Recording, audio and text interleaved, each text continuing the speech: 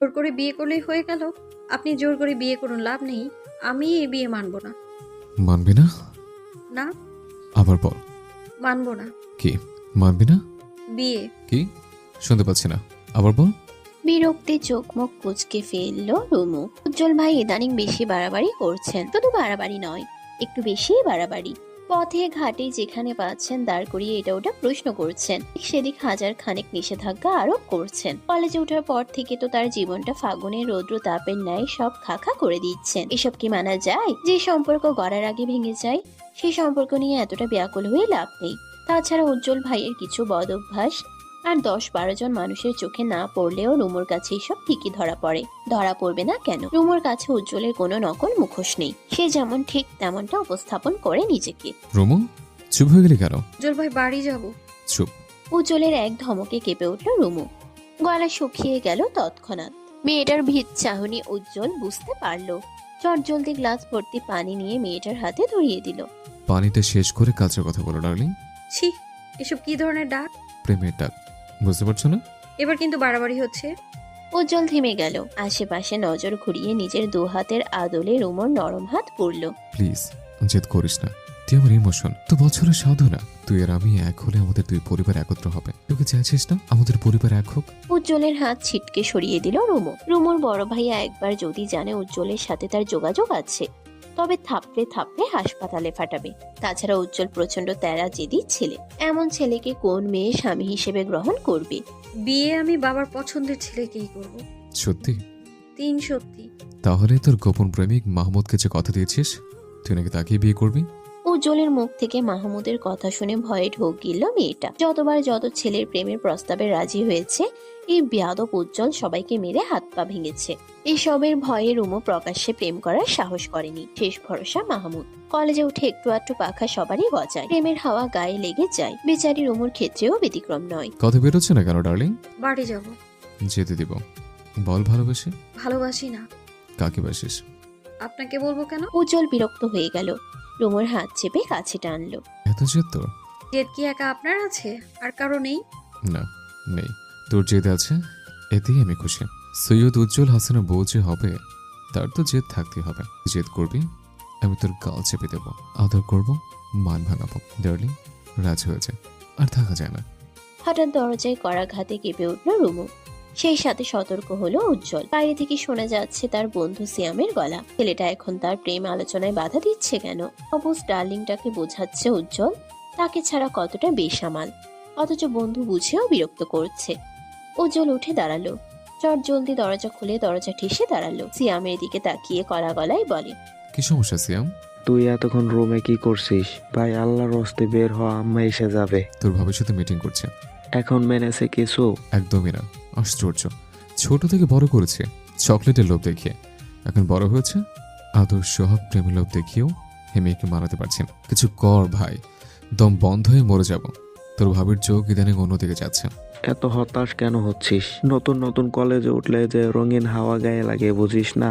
তুই একদম জোরাজোরি বকাঝকা করবি না, তাড়াতাড়ি রুম থেকে বের হ। সিয়াম কথা শেষ করতেই রুমু এসে উজ্জ্বলের পিঠ খামচে ধরলো। আকস্মিক ব্যথায় উজ্জ্বল সরে দাঁড়াতেই রুমু কক্ষ ছেড়ে বেরিয়ে যায়। মেয়েটা এখানে স্থির হয় না, এক ছুটে পালিয়ে যায় অন্য কক্ষে। দিশাহীন হয়ে খুঁজতে থাকে তার বান্ধবী সুরাইয়াকে। সুরাইয়া কাচুমাচু মুখে দাঁড়িয়েছিল রান্নাঘরের। রুমুকে দেখে চটজলদি এগিয়ে বলে, ঠিক আছিস তুই? বেইমান কোথাকার, তোর বাসায় এসেছিলাম নোটসগুলো নিতে, আর তুই আমাকে হায়নার মুখে ছেড়ে দিলি। কসম করছি আমি জানতাম না উজ্জ্বল ভাইয়া আমাদের বাড়ি আসবে। এর আগে কখনো আসেনি। উজ্জ্বল ভাইয়াকে দেখে আমি নিজেও ভড়কে গেছি। আমি বাড়ি গেলাম, তোর সাথে আমার আর কোনো কথা নেই। তোর মেয়ে। রুমু রাগ ঝেড়ে বেরিয়ে গেল। কোনো মতে রাস্তায় উঠে বাড়ির উদ্দেশ্যে হাঁটা শুরু করলো। উজ্জ্বল তাকে ছোটবেলা থেকেই আদর যত্ন করে। তাদের দুই পরিবারের আকাশ পাতাল ঝগড়া বিভাদের মাঝে রুমুর প্রতি উজ্জ্বলের আন্তরিকতা ছিল অন্যরকম, কিন্তু এই ব্যাটার মনে যে এতটা ছিল তা মোটেও আন্দাজ করেনি সে। পরের দিন সকালে রুমুর ঘুম ভাঙতেই দেখতে পেল তার মাথার কাছে একটি প্যাকেট। কক্ষে সে একাই থাকে। এই প্যাকেট হঠাৎ তাকে কে দিল? আজ তো তার জন্মদিন নয় যে কেউ উপহার দিয়ে যাবে। হাতের প্যাকেটটি উল্টে পাল্টে দেখতে এমন সময় কক্ষে আসে তার বড় ভাবি অনিকা। রুমুর প্যাকেটের দিকে তাকিয়ে বলে, সুরাইয়া এসে তোকে এটা দিতে বলল। আমাকে খুলতে বারণ করেছে, তোর জন্য নাকি স্পেশাল গিফট। আচমকা মুখটা খুশিতে ভরে গেল রুমুর। সুরাইয়ার মাধ্যমে তার প্রেমিক মাহমুদ ছাড়া আর তো কেউ উপহার পাঠায় না। তবে কি মাহমুদ পাঠিয়েছে? আনন্দে পুলকিত হয়ে দ্রুত বিছানা ছাড়লো মেয়েটা। আনিকা কক্ষ ছেড়ে বেরিয়ে যেতেই দ্রুত দরজা বন্ধ করে বসলো সে। একটি শপিং ব্যাগ বেশ পরিপাটি করে পিন লাগানো। দ্রুত হাতে পিন খুলতে খুলতে পেল একটি শার্টটি হাতে তুলতেই চমকে যায় মেয়েটা। কি বিভৎস! হলুদ রঙা শার্টটা রক্তে মাখামাখি, কয়েকটা জায়গা ছিঁড়ে আছে। সকাল সকাল ঘুম ভাঙতে এমন পরিস্থিতিতে মাথাটা ফাঁকা ফাঁকা লাগলো তার। রাইয়া এসব কেন পাঠালো? কোন উদ্দেশ্যে পাঠালো? উজ্জ্বলের হাতের রক্ত শুকিয়ে আছে, কপাল বেয়ে ঘাম গড়িয়ে নামছে। তার রাগ শ্বাস এখনো কমেনি। সিয়াম উজ্জ্বলের কাঁধে হাত রাখতেই তেতে উঠে ছেলেটা। এই সমস্যা? উজ্জ্বল উঠল না।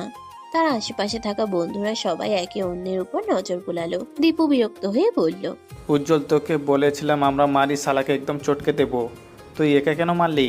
তোর কোনো কন্ট্রোল নেই মাথায়, যা আসবে তাই করবি। শান্তি বুঝিস? মনের শান্তি। 2বার ওয়ার্নিং দিলাম, শুনল না। ওকে মেরে কি হবে? রুমু তো নিজেই এসব করেছে। মামু চলে গেলে আরেকজনকে ধরবে।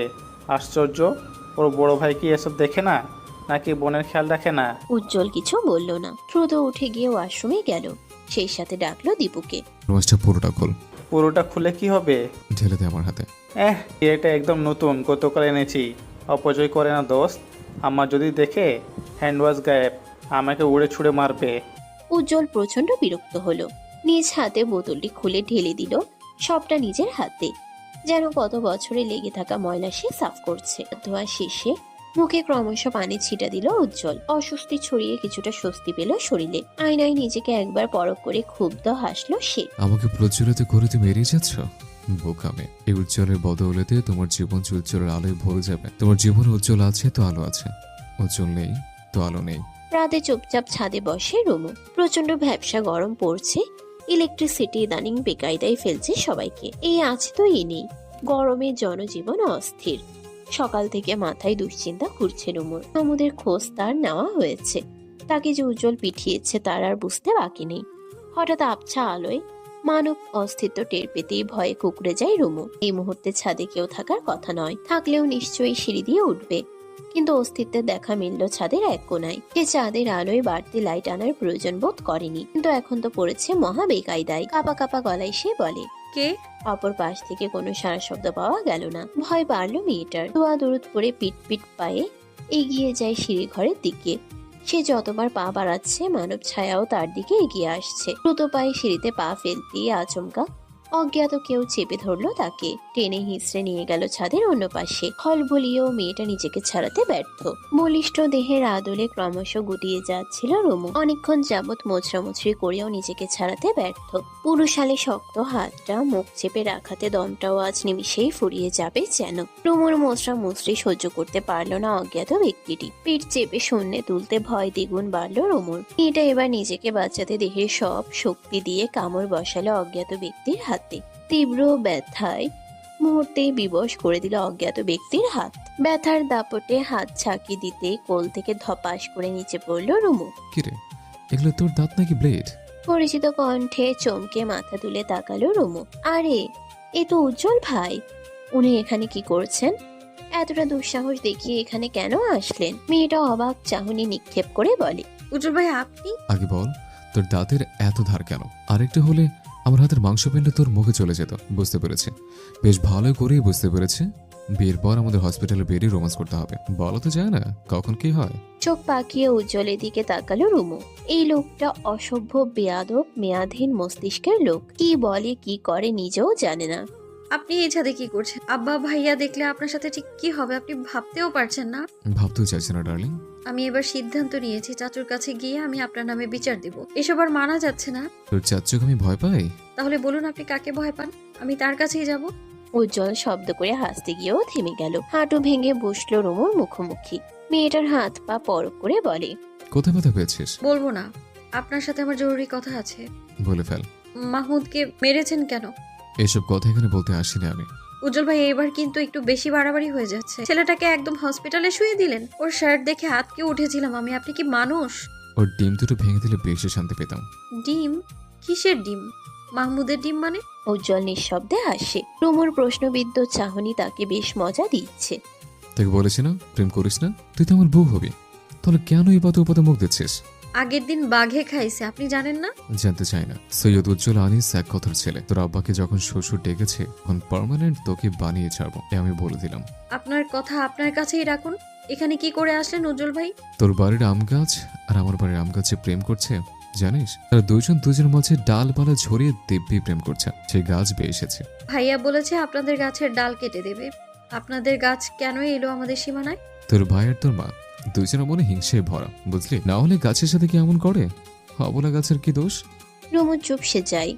এ কথা মিথ্যে নয়, তবুও আপন বলে সত্যটা সে দিব্যি হজম করে নেয়। উজ্জ্বল রুমুকে টেনে দাঁড় করায়, মুখভঙ্গিমা পাল্টে আদেশের সুরে বলে, এখান থেকে গিয়ে তাড়াতাড়ি খেয়ে ঘুমিয়ে যাবে, তোর ভাইয়ের অপেক্ষা থাকবে না। আর হ্যাঁ, রুমের দরজা আটকে দিবে।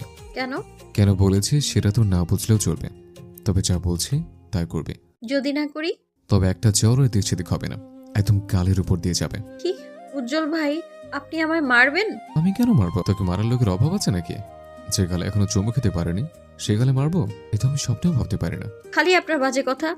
বাজে কথা নয়, সত্যি। যেদিন বিয়ে করে নিয়ে যাব সেদিন বুঝবি।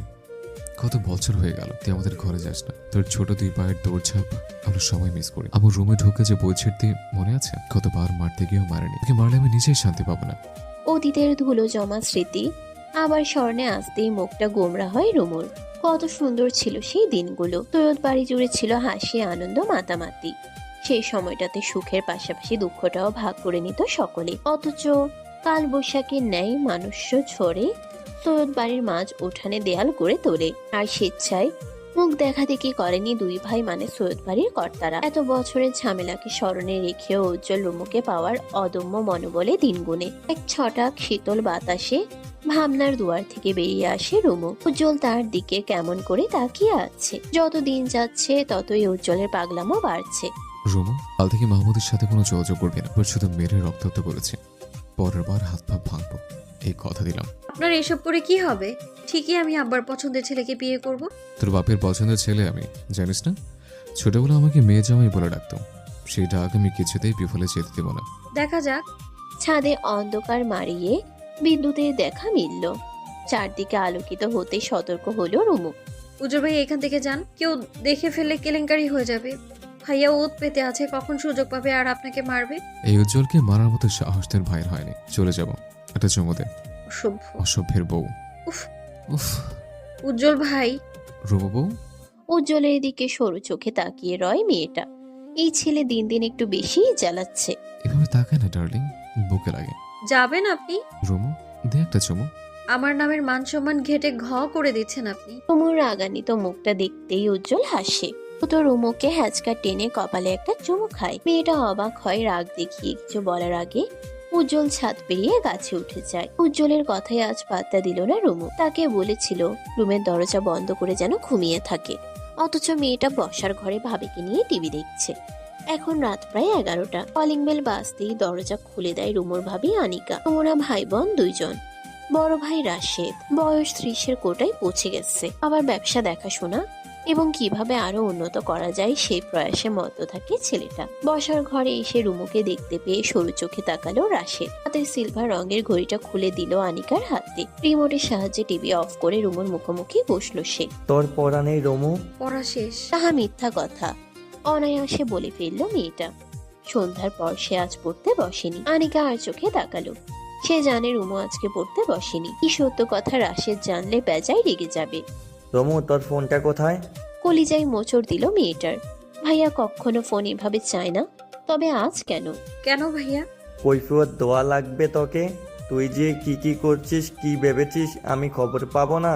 আচমকা রেগে গেল রাশেদ। প্যান্টের বেল্ট খুলে হাতে তুলে তেড়ে যায় রুমুর দিকে। ঘটনাটা এতটাই তাড়াতাড়ি ঘটে যায় রুমু হতবাক স্তম্ভিত। রাশেদকে দ্রুত বাধা দেয় আনিকা। রাশেদের মেজাজ সর্বদা একটু বেশি গরম থাকলেও কখনো মারামারি দিকে যায়নি। বিয়ের এত বছরেও স্ত্রীর গায়ে হাত তুলেনি। তাহলে আজ একমাত্র বোনকে এভাবে মারতে আসার কারণ কি? রাশেদের গলার আওয়াজে ছুটে আসেন তার মা রাবেয়া এবং বাবা সৈয়দ ইসমাইল। আনিকাকে সরিয়ে পকেট থেকে ফোন বের করলো রাশেদ। একটি ভিডিও অন করে ফোন বাড়িয়ে দিল ইসমাইলের দিকে। ভিডিওটি দেখে কপালের ভাঁজ পড়ে যায় রাবেয়া এবং ইসমাইলের। রাশেদ আচমকা রুমুর গালে চড় বসালো। মুহূর্তেই অপ্রস্তুত হয়ে পড়লো সকলে। এই চটার কথা যেন সারা জীবন তোর মনে থাকে। তুই সৈয়দ বাড়ির মেয়ে হয়ে এসব করছিস, টিকটকে নাচানাচি করছিস। তুই আমার বোন হয়ে এতটা লিমিট ক্রস করার সাহস তুই কি করে পেলি? তোর বুক কাঁপে নাই? এই রাশেদ যদি জানে তোর কি হবে বেয়াদব মেয়ে, তোর বাপ না এলো না? তুই এক্ষুনি এই টিকটক অ্যাকাউন্ট ডিলিট করবি। ইসমাইল ছেলেকে টেনে সরিয়ে আনলেন। ব্যাপারটা ঠান্ডা মাথায় হ্যান্ডেল করা যায়, এতটা চড়াও হচ্ছ কেন? বাবা, তোমার আজকারা পেয়ে ও এতটা সাহস পেয়েছে। আগেই বলেছিলাম ফোন কিনে দিও না। পাড়ার একটা ছেলে আজ আমাকে ভিডিওটা দেখালো, বিশ্বাস করবে না, আমার মাথার সাথে সাথে আগুন জ্বলছিল। তোমার মেয়ে শুধু কি এসব করছে, সে প্রেমও করছে। একটা না, একের পর এক তার অনাগত চলছে। আজ কলেজে যায়নি কেন জিজ্ঞাসা করো। আমি আজ ওর কলেজে গিয়েছিলাম, ওর নামে খোঁজ নিয়েছি। গত এক্সামও 3 সাবজেক্ট ফেল করেছে। সে বাসায় জানিয়েছে। বাসার স্যার কি করেন এসব দেখে না? তার প্রত্যেকটা ক্লাসমেট থেকে আমি খোঁজ নিয়েছি। সেই আর ঠিক কি করে।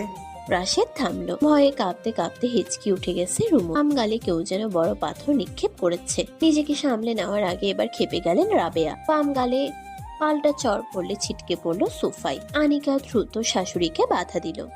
রাবেয়া রাগান্বিত স্বরে বলেন, বলেছিলাম বিয়ে দিয়ে দাও, শুনলে না কেউ আমার কথা। রাশেদ সহমত জানিয়ে বলে, ভেবেছিলাম ইন্টার শেষ করুক, কিন্তু আর নয়। আমার বন্ধু সেই কাজিনরা তারা দিচ্ছে। আমি তাদের বুঝিয়ে শুনিয়ে রেখেছিলাম। আজকেই তাদের জানাবো আমরা রাজি। যত দ্রুত সম্ভব এই অশুভটাকে নিয়ে বন্দি করুক। তারা বিদেশ থেকে কবে না কবে আসবে, তার থেকে ভালো তোর খালাতো ভাই নীরবের সঙ্গে বিয়ে দিয়ে দেই। তোর খালা আমাকে। রাবেয়ার কথা শেষ হওয়ার আগেই খেপে যায় রুমু। রক্তিম চোখে মুখে হিসহিসিয়ে বলে, তোমার বোনের ছেলেকে আমি বিয়ে করব না। গলায় ছুরি ধরে হুমকি দিলেও করব না আমি। ওই ইতরকে বিয়ে করার চাইতে ফাঁসি দেওয়া অনেক ভালো। রাবেয়া কিছু বলার আগেই রাগ দেখিয়ে প্রস্থান করে মেয়েটা। রাগে জেদে ভয়ে তার শরীর কাঁপছে। সাথের বন্ধুদের টিকটক করতে দেখে সেও করছে। বলা যায় নেশা তৈরি হয়েছে। যদিও এর আগে 3টা অ্যাকাউন্ট উজ্জ্বল উড়িয়ে দিয়েছে। উজ্জ্বল কখনো চায় না রুমু এসবে জড়িয়ে যাক, কিন্তু উজ্জ্বলকে সর্বদা রাগিয়ে দিতে বেশ মজা পায় মেয়েটা। তাই তো এসব দিকে আরো এক ধাপ এগিয়েছে সে। এত প্রেম করা ছেলেদের সাথে বন্ধুত্ব করা, এসব করার মূল উদ্দেশ্য উজ্জ্বলকে রাগিয়ে দেওয়া। উজ্জ্বলের সেই রাগান্বিত হিংসাত্মক মুখটা দেখতে রুমুর যে বেশ শান্তি লাগে। ছোটবেলা থেকে উজ্জ্বলের যার পরনায় পাগলামো গুলোতে সে অভ্যস্ত। এই পাগলটাকে খেপিয়ে বেশ মজা পায় সে। রুমুর নাম্বার বন্ধ পেয়ে চিন্তায় মাথা ধরে এলো উজ্জ্বলের। মেয়েটার উপর দিয়ে জানি কোন ঝড় গেল। রাশিদ যে রুমু টিকটকের ব্যাপারে শাসন করবে এটা উজ্জ্বল আগেই জানতো, তাই অগ্রিম কিছুই জানায়নি রুমুকে। এই মেয়ের একবার শিক্ষা হওয়া উচিত। অতিবার বেড়েছে। উজ্জ্বল মাঠের এক প্রান্তে দাঁড়িয়ে রুমুর অপেক্ষায়। উজ্জ্বল অনার্স 3য় বর্ষের ছাত্র। একটি জাতীয় বিশ্ববিদ্যালয়ে পড়াশোনা করছে সে। অপরদিকে রুমু একই প্রতিষ্ঠানের ইন্টার 2nd ইয়ারে পড়ছে। মাঠের এক প্রান্তে ভার্সিটি ভবন, অপর প্রান্তে কলেজের ভবনগুলো। তাই রুমুর সাথে উজ্জ্বলের দেখা হওয়া কঠিন কিছু নয়। গেট দিয়ে মাস্ক পরা রুমুকে দেখে ভ্রু কুঁচকে যায় উজ্জ্বলের। এই মেয়ে তো মাস্ক পরে আসে না, তবে আজ কেন? উজ্জ্বল এগিয়ে যায় রুমুর হাত টেনে নিয়ে যায় এক কোণে। কিরে, মাস্ক পরলি কেন? কাল আপনি সবটা জেনেও আমায় বললেন না কেন উজ্জ্বল ভাই? সতর্ক করেছিলাম তো, ওর কথা শুনিস না। এভাবে কেউ সতর্ক করে? আমার জানিয়ে রাখলে কি হতো? উজ্জ্বল প্রত্যুত্তর না করে রুমুর মাস্ক নামিয়ে দিল। মেয়েটার বাম গালে 2 আঙ্গুলের ছাপ স্পষ্ট। ঠোঁটের কোণ কেটেছে। উজ্জ্বলের বুকটা কেঁপে উঠল। রুমুর গাল ছুঁয়ে ধমকে সুরে বলে, সবকিছুতে তোর পাকনামো। বলেছিলাম তো ঘুমিয়ে যাবে, তাহলে আমার হতো না। এই শিক্ষাটা তোর দরকার ছিল, অতি বার পেরেছিলে। এবার আপনিও মারুন, মেরে ফেলুন আমার সবাই মিলে। রুমুর চোখ ঝাপসা হয়। কান্না আটকানোর বৃথা চেষ্টা চালিয়ে যাচ্ছে সে। এসছিস? যে মারটা খেয়েছি আর কিছু খাওয়ার প্রয়োজন নেই। আমার সাথে আগে পেট পুরে খাবি, তারপর ক্লাসে যাবে। খাবো না আমি, ছাড়ুন আমার হাত। চুপ কর। উজ্জ্বল টেনে নিয়ে গেল রুমুকে। ছেলেটার শক্ত হাতের সাথে কিছুতেই পেরে উঠছে না সে। উজ্জ্বল ভাই ছাড়ুন, এবার আপনিও কি মারবেন? কি খাওয়াবেন? মার। উজ্জ্বল চুপচাপ হাঁটতে থাকে। রুমু পুনরায় হাত ঝাঁকি দিয়ে বলে, কি হলো বলুন, কি খাওয়াবেন? আমাকে খাওয়াবো। খাবি? বউ, অন্য ছেলেদের দিকে চোখ দিচ্ছিস কেন? সুন্দর জিনিস দেখতে হয় উজ্জ্বল ভাই, আপনিও দেখুন। বারণ করেছে কে? আমাদের বছর পর বছর দেখে যাচ্ছে, এখনো দেখছে। রুমু চোখ সরিয়ে তাকালো উজ্জ্বলের পানে। ছেলেটাকে ভেঙচি কেটে বলে, কে সে শুনি? যে প্রশ্নটা ছুড়েছে সে। রুমু প্রত্যুত্তর করল না। পুনরায় তাকালো পাশের টেবিলে থাকা ছেলেটির দিকে। বুকের ভেতরটা মুহূর্তেই ছ্যাদ করে উঠল উজ্জ্বলের। নিয়ন্ত্রণহীন ছেলেটা কি করে যে নিজেকে নিয়ন্ত্রণে রাখছে তা তো সেও বুঝতে পারছে না। কলেজের পাশে একটি সাধারণ হোটেলে বসে আছে তারা। এখানে কম দামে পেট ভরে খাওয়া যায় বিধায় সকল স্টুডেন্টদের ঢল নামে। গরম গরম সিঙ্গারা, সমোসা, পুরি, খিচুড়ি, পরোটা সহ ইত্যাদি বেশ কম দামেই পাওয়া যায়। রুমু কি খাবে? খিচুড়ির সাথে ডিম ভাজা। উজ্জ্বল খাবার অর্ডার করে পুনরায় তাকালো রুমুর পানে। অথচ মেয়েটা এখনো সেই ছেলেকে পরখ করছে। উজ্জ্বল ভাই জানেন, এই ছেলেটা অনার্স ফার্স্ট ইয়ারের। ইন্টারের মেয়েরা তার দিকে হাঁ করে তাকিয়ে থাকে। একটা ছেলে কি করে পারে এতটা কিউট হতে? পুরাই মাখন। উজ্জ্বল ঠোঁট বাঁকিয়ে হাসলো। হাঁক ছেড়ে ডাকলো ছেলেটাকে। উজ্জ্বলের ডাক পেয়ে দ্রুত উঠে আসলো ছেলেটা। সৌজন্যের হাসি দিয়ে বলে, উজ্জ্বল ভাইয়া ভালো আছেন? ভাবিও এসেছে দেখছি। ভাবি? এই মুহূর্তে পৃথিবীর সবচেয়ে বিরক্তিকর শব্দ বলে মনে হচ্ছে রুমুর সুন্দর ছেলেটা তাকে ভাবি ডাকছে। রুমু কটমট চোখে তাকালো উজ্জ্বলের পানে। অথচ উজ্জ্বলের সেদিকে পাত্তা নেই। সে ছেলেটার সহিত কথা বলতে ব্যস্ত। সময় পেরিয়ে গেল আরো কিছুক্ষণ। গরম গরম খিচুড়ি গপাগপ মুখে পুড়ছে মেয়েটা। উজ্জ্বল সেদিকে তাকিয়ে চোখে তৃপ্তি মেটাচ্ছে। আচমকা পিঠে দানবীয় থাবায় চোখ কুচকে নেয় রুমু। ঘাড় ঘুরিয়ে বন্ধু ফাহিমকে দেখে দাঁতে দাঁত পিষে গা ঝাড়া দিয়ে বলে, এভাবে কেউ মারে? ব্যথা পেয়েছি ফাহিম। তুলোর বস্তা আবার ব্যথা পায়? ফাহিম কথাটা বলে তৃতীয়বার রুমুর ঘাড়ে হাত রাখলো। যার পরনে এই ব্যাপারটা মোটেও পছন্দ হলো না উজ্জ্বলের। চট করে রাগটা নিয়ন্ত্রণ হারিয়ে ফিরে এলো তার মুখোশে। চোখের পলকে ফাহিমের হাত মুচড়ে ধরলো সে। টনটন ব্যথায় কুকিয়ে উঠলো ফাহিম। হাতটা যেন এক্ষুনি ভেঙে গুড়িয়ে যাবে। এই হাত আমি রাখবো না, এই হাত আস্ত রাখবো না। দ্বিতীয়বার ফাহিমের হাত উল্টে মোচড় দিল উজ্জ্বল। তার রাগান্বিত মুখটা দেখে দিক বেদিক সব গুলিয়ে গেল রুমুর। বসা থেকে উঠে দাঁড়িয়ে উজ্জ্বলের হাত টানতে উজ্জ্বল তাকে এক ধমকে স্থির করেছে। হোটেলে সকলে জড়ো হয়ে যায়। উজ্জ্বলের অনেক পরিচিত ছোট ভাই, ক্লাসমেট, বড় ভাইরা এগিয়ে আসে। হোটেলের ক্যাশে বসা লোকটির সাথে উজ্জ্বলের বেশ ভালো সম্পর্ক। তিনি চাইলেন উজ্জ্বলকে থামাতে, কিন্তু বেপরোয়া উজ্জ্বল কাউকে কি মানে? পাতা দেয়? ফাহিমের পিঠে 3-4টে ঘুষি দিয়ে স্থির হয় সে। তার অগ্নিশর্মা মুখখানি দেখে রুমু তাকে থামানোর সাহস করে না। উজ্জ্বল হাত টেনে এগিয়ে আনে রুমুকে এবং মুখোমুখি করায় ফাহিমের সহিত। কিরে, বন্ধু পাতিয়েছিস বলে এই ছেলে তোর গায়ে হাত দেবে? এতটা অনুমতি দিয়ে দিয়েছিস? আমি বুঝতে পারিনি উজ্জ্বল ভাই, ফাহিম এমন ছেলে নয়। কেমন ছেলে? বল বল বল আমায়, সে কেমন ছেলে? আমি দেখলাম তো, আমার চোখ কি ভুল দেখেছে? উজ্জ্বল ভাই। কে ভাই? কে ভাই? এমন থাপ্পড় দেব জীবনে গালে আর ব্লাশ লাগাতে হবে না। রুমু চুপসে যায়। ফাহিম উজ্জ্বলের পা ছুঁয়ে বসে যায়। সে জানে এই ছেলে মারপিটে কতটা ওস্তাদ। ফাহিম নিজের জান বাঁচাতে বলে, উজ্জ্বল ভাই আমাকে এবারের মতো ছেড়ে দিন, আর কোনোদিন এমন ভুল হবে না। ছাড়বো। রুমেকাকে খালাম্মা ডাক, ডাক খালাম্মা। শেষোক্ত বাক্যটি বেশ জোরেই বলল উজ্জ্বল। খালাম্মা। শেষ পর্যন্ত তাকে খালাম্মা বানিয়ে ছাড়লো।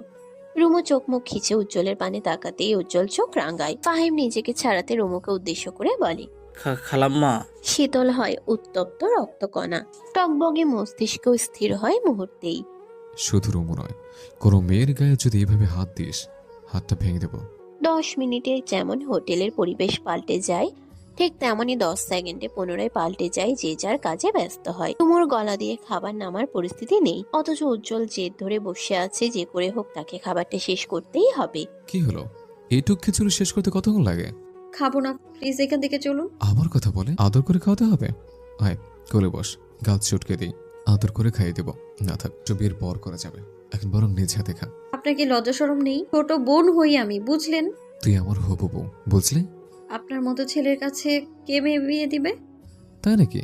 টেস্টোস্টেরন হরমোন আমার শরীরে লাফলাফি করার আগেই তোর বাবা আমাকে মেয়ে জামাই হিসেবে স্বীকৃতি দিয়েছে, আর তুই বলছিস কে মেয়ে দেবে? আমার ভাইয়ের চক্ষু শুল, আপনি বুঝলেন? তোর ভাইকে গুনছে কে? তুমি রাজি, জামাই সাজে, কে একা একা গাছে, বিয়ের পর দুজন মিলে ভাজবো ডিম ভাজে। শুধু ডিম ভাজি দিয়ে আমি ভাত খেতে পারি না উজ্জ্বল ভাই। দূর, গানটা তো শেষ করতে দিবি। রুমু চুপচাপ খাওয়ায় মনোনিবেশ করে। তার সামনে বসে থাকা যুবকটি তাকে না পেলে ঠিক কি কি করতে পারে তার জুত সামান্য টের পাচ্ছে সে। রুমু বাড়ি ফিরল ভর দুপুরে। উজ্জ্বল ভাইয়ের কত শখ রুমুকে বাইকে চড়িয়ে এই শহর ঘুরবে, অথচ সেই সুযোগ আর কই। উজ্জ্বলের ত্রিসীমানায় রুমুকে পেলে তাণ্ডব চালাবে রাশেদ। বাড়িতে প্রবেশ করতেই একমাত্র খালা হালিমাকে দেখে রুমুর কলিজা কেঁপে ওঠে। গত রাতে সবাই তাকে বিয়ের হুমকি দিয়েছিল, আর আজ খালামণি এসে হাজির।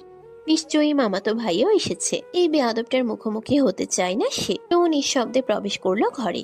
কিন্তু যেখানে বাঘের ভয় সেখানেই সন্ধ্যা হয়। বসার ঘর পার হতেই হালিমার নজরে আসে রুমু। মেয়েটাকে পেয়ে আনন্দিত হয়ে ছুটে এলেন তিনি। রুমু, আম্মু কেমন আছো? ভালো খালামণি, তুমি কেমন আছো? তোকে দেখে ভীষণ ভালো লাগছে রে মা। তুমি বসো, আমি জামা পাল্টে আসি। এই দাঁড়া, তোর গালে চরের দাগ কে মেরেছে তোকে? কোন জানোয়ার তোর গায়ে হাত তুলেছে? হালিমা রেগে গেলেন, গলা ছেড়ে বকতে শুরু করলেন। রুমু মাথা নুইয়ে দাঁড়িয়ে আছে। কেন চর খেয়েছে সে কথা শুনলে নিশ্চয় উনিও আরেকটা চর বসিয়ে দেবেন। বকাবকির মাঝে হালিমা বলেন, আমার ছেলের বউয়ের গায়ে কে হাত দিল? আমিও দেখতে চাই তাকে। আমার ছেলে জানলে সেই হাত আস্ত রাখবে না। ব্যাস, দম আটকে আসলো রুমুর। ছেলের বউ মানে ওই কুলাঙ্গারটাকে জীবনেও বিয়ে করবে না রুমু। মুহূর্তেই মাথার মধ্যে ধপ ধপ করে আগুন জ্বলে উঠল। কাঁধের ব্যাগটা আঁকড়ে ধরে চলে গেল নিজ কক্ষে। এতক্ষণ হালিমার কথাগুলো গিলছিলেন রুমুদের বাড়ির কাজের মহিলা রহিমা। এক বাড়িতে কাজ করে মাসে যত টাকা ইনকাম করেন তার থেকেও ডাবল ইনকাম করেন রুমুদের বাড়ির সব কথা উজ্জ্বলকে সাপ্লাই করে। উজ্জ্বলের বেশ ভক্ত দুনি। ভক্ত হবেনি বা না কেন? রুমুদের বাড়ির গুরুত্বপূর্ণ কিছু তথ্য প্রদানের মাধ্যমে উজ্জ্বল আর্থিকভাবে ওনাকে বেশ সাহায্য করে। ঘাড়মাক্ত শরীরের রাগে ফুপাতে ফুপাতে বাড়ি ফিরল উজ্জ্বল। স্রোত শামসুল ছেলের রাগটাকে মূল্যায়ন না করে কড়া গলায় ডাকলেন, এই আলালের ঘরের দুলাল। আমি দুলাল নই বাবা, শামসুলের ঘরের উজ্জ্বলা। চুপ কর, ইদানিং তোকে সময় মতো খুঁজে পাওয়া যাচ্ছে না। কোথায় থাকিস? আমার ব্যবসায় তো একটু সময় দিতে পারিস। শুরু হলো তোমার এক ক্যাচাল। হ্যাঁ, শুরু হলো। এই যে পড়াশোনা করছো, এইসব কোনো কাজের নয়। যতটুকু শিক্ষা নেওয়ার নিয়েছো যথেষ্ট হয়েছে। এখন তোমাকে শিখতে হবে কিভাবে রুজি রোজগার করতে হয়। আমার বাড়ির ছেলেকে দেখো না, তোমার লজ্জা হয় না? রাশেদ নিজের বাবার ব্যবসা সামলাচ্ছে, কিভাবে আর উন্নত করা যায় সেই চেষ্টায়। আর আমার ছেলে বাইক একটা নিয়ে সারাদিন এদিক থেকে সেদিক, সেদিক থেকে এদিক। উফ বাবা, রাশেদের সাথে আমার উদাহরণ দেবে না। রাশেদ কেন বাবার ব্যবসায় বসেছে তুমি জানো না? মাত্র 21 বছরে পালিয়ে বিয়ে করে বাড়িতে উঠেছে। সে পড়াশোনা গোল্লায় নিয়ে প্রেমে পিএইচডি করেছে। চুপ কর, সে যা ইচ্ছে করুক, তুই তো আর তার মতো হতে পারবি না। আমি কোমর ভেঙে পড়লে আমার ব্যবসা নিশ্চয়ই 7 আসমানে উঠে যাবে। আমার অতি ব্যস্ত পুত্র এসব ছুঁয়েও দেখবেন না। দেখবো আব্বা, দেখবো। বয়স তো আমার জন্য অপেক্ষা করছে না, লাফিয়ে লাফিয়ে বাড়ছে। আমাকেও রাশেদের মতো বিয়ে করিয়ে দাও, কথা দিচ্ছে। তোমার ব্যবসায় সবুজ বাতির ছড়াছড়ি থাকবে। তোর নিতম্ব দেশে লাথি না খেতে চাইলে এখান থেকে সর। রাস্তার পাগলও তোকে মেয়ে দিবে না। উজ্জ্বল দাঁড়ালো না। বাবার এসব অপমান গায়ে মাখলে শুধু শুধু সময় অপচয়। তার এখন অনেক কাজ রুমুকে শাসাতে হবে। বালিশে মুখ লুকিয়ে কাঁদছিল রুমু। হালিমার মুখে এমন কথা শুনে তার মন মরে গেছে। উজ্জ্বল অনেকক্ষণ যাবৎ দেদারসে ফোন করে যাচ্ছে, কিন্তু উজ্জ্বলের ফোন ধরার মতো ইচ্ছা কিংবা আগ্রহ কোনোটাই খুঁজে পাচ্ছে না সে। আর এই অনাগ্রহকে বুড়ো আঙ্গুল দেখিয়ে উজ্জ্বল পাঠিয়ে দিল হুমকির বাক্য, ফোন না ধরলে তোর বাসায় এসে হাজির হব। ব্যাপারটা কি তখন ভালো হবে? ব্যাস, ফোন না ধরার সাহস আর পেল না মেয়েটা। প্রচন্ড বিরক্ত নিয়ে ফোন তুলল সে। উজ্জ্বল ভাই বলুন। রুমা ডার্লিং, গলা এমন আছে কেন? কাঁদছিস? কই? ন্যাকামি করে মিথ্যা বলবি না আমার সাথে। তোর নাকি বিয়ে ঠিক তোর খালতো ভাইয়ের সাথে? আপনাকে কে বললো? অবাক ছুঁয়ে ছুঁয়ে পড়ল রুমুর কণ্ঠে। তার এই অবাক হওয়াটাকে পাত্তা দিল না উজ্জ্বল, বরং চেঁচিয়ে বলল, কিরে, কথা কি সত্যি? জানি না আমি। তবে কি জানিস? এই বিয়ে হোক, আম্মা এটাই চান। তুই কি চাস? যদি বলি আমিও তাই চাই, তবে কি করবেন আপনি? তোকে কোলে তুলে নিয়ে আসবো। উজ্জ্বল ভাই তুলে নেওয়ার আগে অবশ্যই আমাকে জানিয়ে রাখবেন। আমি সেজেগুজে বসে থাকবো, একটা সিনেমাটিক ব্যাপার আছে না? তোর কি মনে হচ্ছে আমি ফাজলামি করছি? একদমই না। মেসেজটা খারাপ করিস না, আমি সিরিয়াস। আমিও সিরিয়াস। এই তুই ফোন কাট, তুই আমার মেসেজ খারাপ করছিস। আমি কেন ফোন কাটবো? আপনি দিয়েছেন, আপনিই কাটবেন। তুই আমার মেসেজ খারাপ করেছিস, তুই কাটবি। না, আপনি কাটবেন। তুই কাটবি। আপনি কাটবেন। যা বলেছি তাই কর। যা বলেছি তাই করুন। এক্ষুনি ফোন কাট। এখনই ফোন কাটেন উজ্জ্বল ভাই। মুখে মুখে কথা বলছিস কেন? মুখে মুখে কথা বলছেন কেন? বেয়াদবি করছিস কেন রুমু? বেয়াদবি করছেন কেন উজ্জ্বল ভাই? ইচ্ছে করছে তোকে চুমু খেতে। ইচ্ছে করছে আপনাকে চুমু খেতে। খাবে তো ডার্লিং, বিয়েটা হোক। চট করে থেমে গেল রুমু। উজ্জ্বলকে বোকা বানাতে গিয়ে সে নিজেই বোকা বনে গেল। কি লজ্জা, কি লজ্জা! ইস, কি বলে ফেলল সে! কয়েক সেকেন্ডের ঝগড়ার সমাপ্তি জানিয়ে রুমু নিজেই ফোন কাটলো। বুকের ভেতর বাড়ল ধুকপুক ধুকপুক। উজ্জ্বলের মেজাজ আজ হাই ভোল্টেজে দাপাদাপি করছে। কি করছে, কি করবে সে নিজেও জানে না। রাগারাগি দেখাতে গিয়ে আজ দুপুরের খাওয়াও হয়নি। সন্ধ্যায় টেবিলে বসে মাকে ডাকলো বেশ কয়েকবার। উজ্জ্বলের মা নার্গিস তখন টিভিতে পছন্দের সিরিয়াল দেখতে বসেছেন। এই মুহূর্তে ছেলের ডাকাডাকি মোটেও পছন্দ হলো না। কি হয়েছে এভাবে সারের মতো ডাকছিস কেন? পেটটা কাঁদছে আম্মা, খেতে দাও। দুপুরে খাসনি কেন? এখন নিজে বেড়ে খাবি। আম্মা, তুমি অন্তত আমার বাকি মেজাজটা খারাপ করো না, প্লিজ খেতে দাও। নার্গিস মৃদু হেসে খাবার বাড়লেন। ছেলেকে খাবার দিয়ে বসলেন টেবিলে। উজ্জ্বল খাবার পেয়ে এক মুহূর্ত দেরি করলো না, গপাগপ পেট পুড়ে খেতে শুরু করলো। আম্মা, তরকারিটা দারুণ হয়েছে, আর গতকাল তুমি রেঁধে খাওয়াবে, এবার অন্তত। তোর কি লজ্জা নেই রে? জানিস তোর বাপ আজকে আমাকে কথা শুনিয়েছে, তোকে নাকি আশকারা দিয়ে মাথায় তুলছি ব্যবসায় হাত লাগানোর জন্য, তোকে জোরাজোরি করছি না। সারাক্ষণ এক কাচাল আমার ভালো লাগে না আম্মা, আমি আগেই বলেছি যখন আমার মন বলবে উজ্জ্বল যা গিয়ে বাবার ব্যবসায় বস, তখনই আমি বসবো, এর আগে নয়। তোর মন কখন চাইবে বলতো? সারাদিন টই টই করে ঘুরিস, না করিস পড়াশোনা, না করিস কাজ।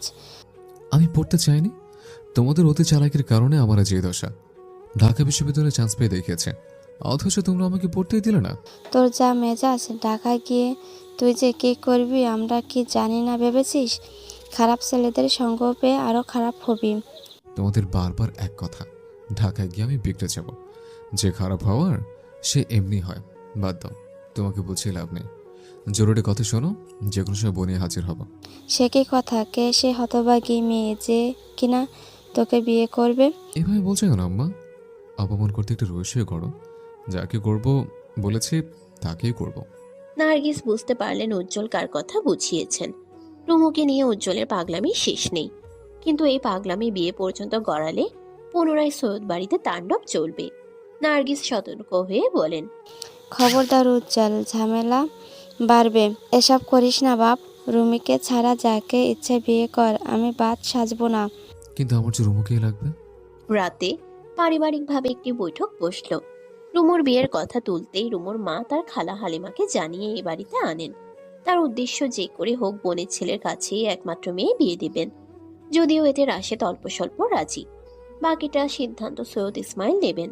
হালিমা অনেকক্ষণ যাবৎ ইসমাইলকে বোঝালেন তার ছেলে হিমেল শিক্ষিত, দেখতে শুনতে মাশাল্লাহ, একটা প্রাইভেট কোম্পানিতে বেশ ভালো বেতনে চাকরি করছে। এমন ছেলে হাতছাড়া করা কি উচিত?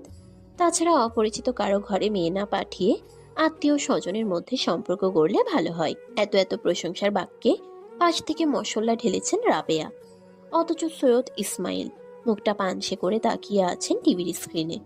রাশেদ বাবার এমন হেয়ালিটা পছন্দ করলো না। আব্বা কিছু তো বলেন। বলতে ইচ্ছে করছে না তাই বলবো না। ইচ্ছে করছে না মানে যত দ্রুত সম্ভব রুমুকে একটা কোলে দিন আব্বা, এই মেয়ে রেখে গেছে।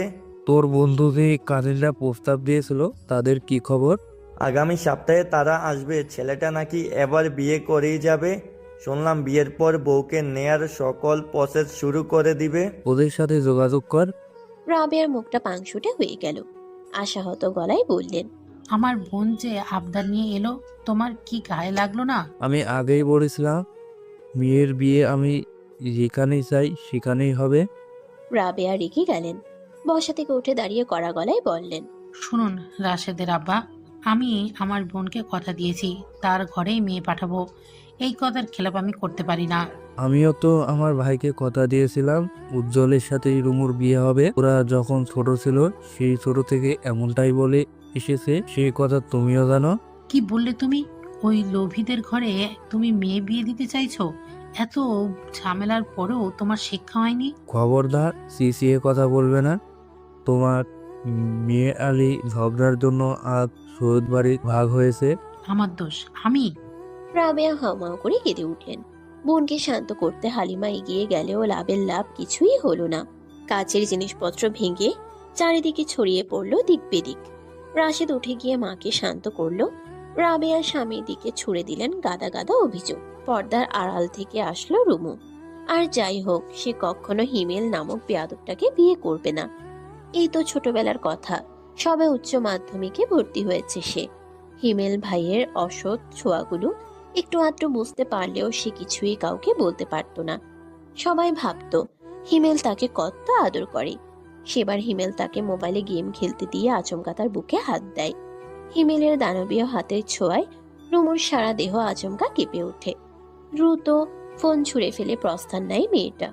না এটা প্রথম কিংবা শেষ নয়, এভাবে কতবার হেনস্থার শিকার সে হয়েছে গুণে শেষ করা যাবে না। ভয়ে কাউকে কিছু বলতেও পারে না। কাকে বলবে? মা হিমেলের অন্ধভক্ত, বাবা আর ভাইয়ের সাথে খুব বেশি মন খোলা নয় সে। সব মিলিয়ে নিজের কাছে আড়াল রেখেছে। তবে রুমু একা নয়, তার খেলার সাথে রিয়া যখন খেলতে বাড়িতে আসে, মেয়েটাকেও চকলেট কেনার কথা বলে বাজেভাবে ছুঁয়ে দেয় হিমেল। সেদিনের পর যতবার হিমেল রুমুদের বাড়ি এসেছে ততবার খেলতে আসেনি রিয়া। হাতের ফোনটা শব্দ করতেই ধ্যান ভাঙে মেয়েটার। উজ্জ্বল ভাই ফোন করেছেন। রুমু দ্রুত ফোন কেটে নিজ কক্ষে ফিরল। রাত 12টা বাজতে চলল। উজ্জ্বল ভাই এত রাতে কেন ফোন করলেন? রুমু কাল বিলম্ব না করে ফোনটা ধরল। অত্যন্ত দুঃখী দুঃখী গলায় শুধালো, উজ্জ্বল ভাই। তোর রুমে লাইট জ্বলছে কেন? ঘুমাসনি? আমার তো বিয়ে উজ্জ্বল ভাই। কি এই কথা আমাকে এখন বলছিস? চোরের মতো রাত 12টায় কে বিয়ে করে? আপনাকে বলবো কেন? এমনিতেও আপনাকে দাওয়াত করা হবে না। কানের নিচে দুটো দিয়ে ব্রেনের ব্রাইটনেস বাড়িয়ে দেবো। ফাসিল মেয়ে, দাঁড়া, আমি আসছি তোর বিয়ের ব্যান্ড বাজাতে। রুমু কিছু বলার আগেই ফোন কাটলো উজ্জ্বল। বেচারার মেজাজ নিয়ন্ত্রণের বাইরে চলে গেছে। অপরদিকে রুমু এতবার করে ফোন করেও পেল না উজ্জ্বলকে। বেচারা ফোনটা রেখেই বাইরে গেছে বউ উদ্ধার কাজে। সৈয়দ বাড়ির দানবীয় দেয়ালটা টপকে গাছ বেয়ে নিচে নামলো উজ্জ্বল। আজ যা হওয়ার হবে, বউ নিয়ে যে করে হোক নিজ বাড়িতে ফিরবে। শুকনো পাতার মর্মর শব্দে ধীরে ধীরে পা ফেলতে হলো তাকে। দ্রুত হেঁটে গিয়ে দাঁড়ালো রুমুর জানালার পাশে। বেশ কয়েকবার টোকা দিলেও রুমু জানালা খুলল না। যদিও মেয়েটা শুনতে পায়নি। এখন বড্ড বেশি আফসোস হচ্ছে কেন ফোনটা ফেলে আসলো। উজ্জ্বল চারিদিকে পা টিপে টিপে এগিয়ে যেতেই দেখতে পেল সৈয়দ ইসমাইলের জানালা খোলা। রাবেয়ার সাথে তুমুল ঝগড়া চলছে তার। এটা যে বিয়ে বাড়ি বিন্দুমাত্র বোঝা যাচ্ছে না। তাদের ঝগড়াটা ঠিক কি নিয়ে বোঝার চেষ্টা চালালো উজ্জ্বল। দরজায় দাঁড়িয়ে আছে রুমুর খালা হালিমা। খোলা জানালায় মানব অস্তিত্ব টের পেয়ে আচমকা চিৎকার চেঁচামেচি শুরু করলেন। আল্লাহ গো, ওরে রাবেয়া, চোর চোর, তোর বাড়িতে ডাকাত পড়েছে রে। ওরে কে কোথায় আসিস? চোর, ডাকাত, চোর। হালিমার এক চিৎকারে সতর্ক হয়ে যায় বাড়ির সকলে। এমন পরিস্থিতির জন্য মোটেও প্রস্তুত ছিল না উজ্জ্বল।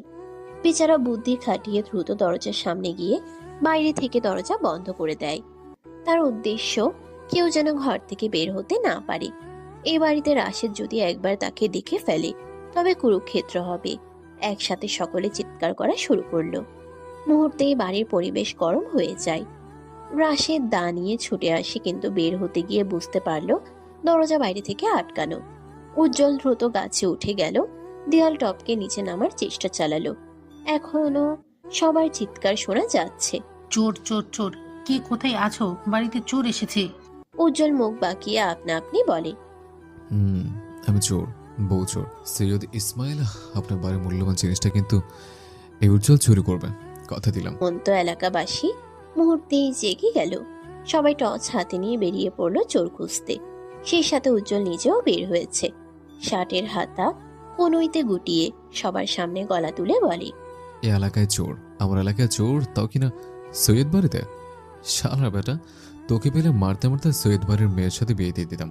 উজ্জ্বলের কথাটা সবাই না বুঝলেও রু কুচকে তাকিয়ে রইল। উজ্জ্বলের বাবা সৈয়দ শামসুল।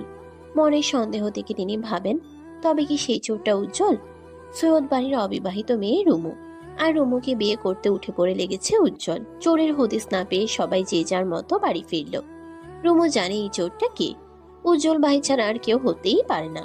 উজ্জ্বল তখন বিছানায় উপর হয়ে শুয়ে দৌড়ঝাঁপে বেশ হয়রান হয়েছে সে। তাড়াতাড়ি গাছ পেয়ে উঠতে গিয়ে বাম পাটা ছিলে গেছে। অসহায় রুমুর ফোন পেয়ে ধরলো সে। উজ্জ্বল ভাই, চোরটা কি আপনি ছিলেন? না, কোরিয়ার প্রেসিডেন্ট ছিল। মজা করছেন কেন? তুই মজা করলি কেন? তোর না বিয়ে? আমি বলেছি বিয়ে, তবে কবে তা তো বলিনি। আপনি কেন এলেন এত দৌড়ঝাঁপ করে? এই শোন, তোর মাথায় বুদ্ধি কম, সব খবর। একবার বিয়েটা করতে দে, তোর কপালে আমার এক একটা চুমু তোর ব্রেনে বুলেটের মতো বাঁধবে। দেখবি আমার চুমুর পাওয়ারে কেমন বুদ্ধির রানী হয়ে যাস। এলাকায় উজ্জ্বলের অন্ধ ভক্তের অভাব নেই। ছোট ছোট ছেলেরা উজ্জ্বলের ভীষণ ভক্ত। মুরব্বীরা তাকে পছন্দ করলেও মারপিটের স্বভাবটা ঠিক কারো পছন্দ নয়। অথচ উজ্জ্বল এক সিটির ইশারায় এক একটা দল এসে উপস্থিত হবে। সবাই মার খেতে নয়, বরং মারতে ভালোবাসে। মারামারি যেখানে, উজ্জ্বলের দল সেখানে। এসব নিয়ে যে থানা পুলিশের গণ্ডি টপকাতে হয়নি তা কিন্তু নয়। সৈয়দ শামসুল এলাকার সম্মানীয় ব্যক্তি, কিন্তু তার ছেলের অসংলগ্ন কার্যক্রম তার সম্মানে বহুবার আঘাত হেনেছে। থানা পুলিশের ব্যাপারটা তিনি টাকার উপর মিটিয়ে দেন, যদিও উজ্জ্বল বিনা কারণে মারামারিতে জড়ায় না। একটা হেতু দাঁড় করিয়ে যখনই তার মেজাজ বিগড়ে যাবে তখনই শুরু হট্টগোল গন্ডগোল। যেমন আজ একটা ছেলে তার ফোন চুরি করে পালাচ্ছিল, ভাগ্যক্রমে উজ্জ্বল তাকে ধরেও ফেলে। দেখতে বেশ ভদ্র, কিন্তু ছেলেটা মস্ত বড় চোর। এলাকায় ইদানিং চুরি বাড়ছে, তার পেছনে যে এই ছেলেটার হাত তা ইতোমধ্যে স্বীকার করে নিয়েছে উজ্জ্বল। ছেলেটাকে শাস্তি স্বরূপ দেওয়া হলো 200 বার কানে ধরা। এলাকার ছেলেরা মহা আনন্দ নিয়ে চোরের কানে ধরার উঠবস গুনছে। অপরদিকে উজ্জ্বল দোকানের চেয়ারে বসে গরম গরম দুধ চায়ে চুমুক দিচ্ছে। সিয়াম এবং দীপু তার পাশেই বসে। হঠাৎ দোকানের সামনে বাইক থেকে নামলো রাশেদ এবং রুমু। দুজনে দোকানের ভেতরেই গেল। আজ আর ভার্সিটিতে যাবে না ভেবেই রেখেছিল উজ্জ্বল, কিন্তু রুমু যাচ্ছে, সে যাবে না তা কি হয়? তাছাড়া কলেজে ওঠার পর 1 বছর যাবত অনেক বাদরামও সহ্য করেছে মেয়েটার। এখন আর নয়, এখন সময় এসেছে উজ্জ্বলের নিজের জিনিস নিজে বুঝে নেওয়ার। রাশেদ দোকান থেকে বেশ কয়েকটি জিনিস কিনলো। রুমু আর চোখে তাকিয়ে দেখলো উজ্জ্বলকে। উজ্জ্বল সেই চাহনির পাল্টা প্রতিক্রিয়া দেখালো ইশারায় চুমু দিয়ে। নিজের ভদ্রতার খোলসটা রেখে গলা ছেড়ে বন্ধুদের উদ্দেশ্যে বলে, বুঝলি, এলাকায় চোর বেড়েছে, মালমাল চুরি হচ্ছে, আমার মন চুরি হচ্ছে, কখন আবার আমার বউটাও চুরি হয়েছে। বউ চুরি হলে এলাকায় তাণ্ডব চলবে, আগেই বলে দিলাম। তরুণ ছেলে দোকানি উজ্জ্বলের কথা শুনে মুচকি হাসে। রাশেদ সেই হাসিটায় অবজ্ঞা নিয়ে বলে, তোমার দোকানের বকাটেরা আড্ডা দিচ্ছে, কিছু বলল না কেন? এলাকায় বকাটেদের উপস্থিত ক্রমাগত বাড়ছে, এদের মোটেও আশকারা দিবে না। উজ্জ্বল বুঝতে পারলো রাশেদ তাকে ফোড়ন কেটে কথাটা বলেছে। উজ্জ্বল পুনরায় চায়ে চুমুক বসিয়ে বন্ধুকে বলে, বুঝলি সিয়াম, এলাকায় কিছু ভদ্রবেশী পরনিন্দা কমিটি খুলে বসেছে। তারা যেখানে সেখানে গিয়ে অন্যের নামে নিন্দা চড়াচ্ছে। এসব কমিটির লোককে ধরে চিলি সসের থেরাপি দিতে হবে। এই পরনিন্দার কমিটির হেড হয়তো জানেই না এটা আমার দোকান। রাশেদ কিং কর্তব্য বিমূঢ়। ছোট চাচার এই দোকান সে তো জানতোই না।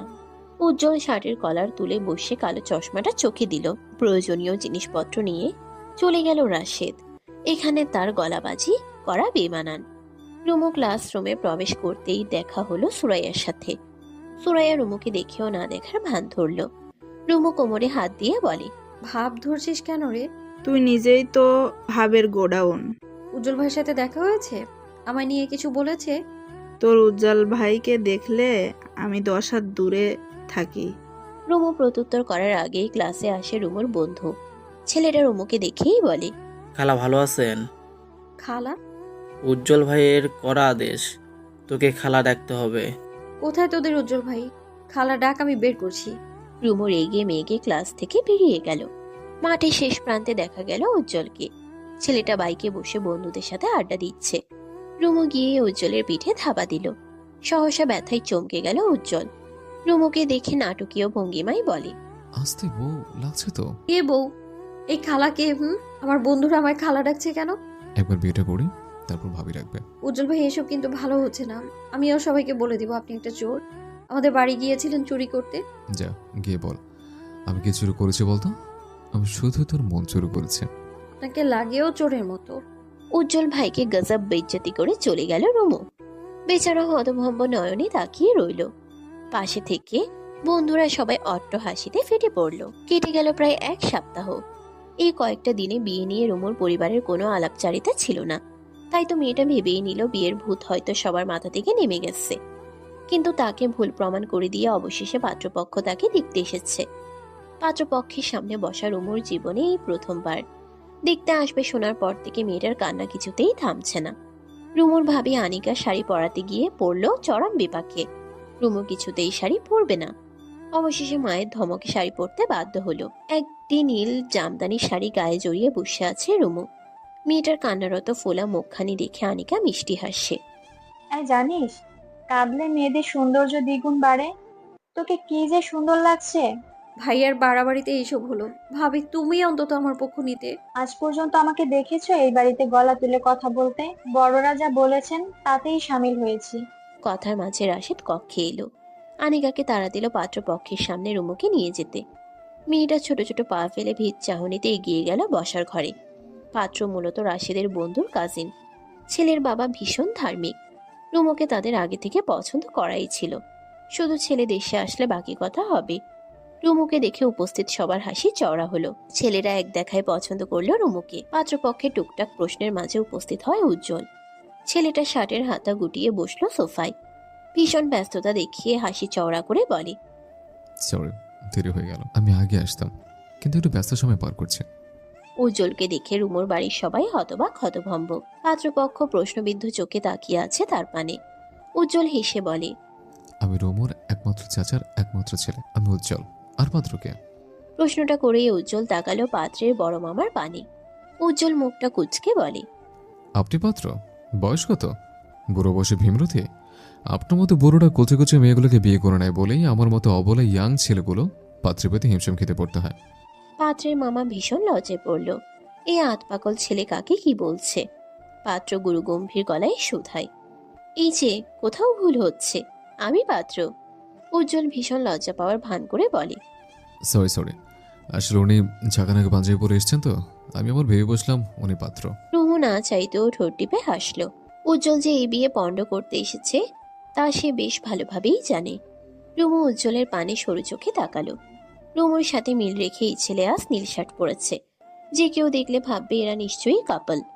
উজ্জ্বলের পরিস্থিতি মোটেও পছন্দ করলো না রাশেদ, কিন্তু এই মুহূর্তে কিছু বলাও যাবে না।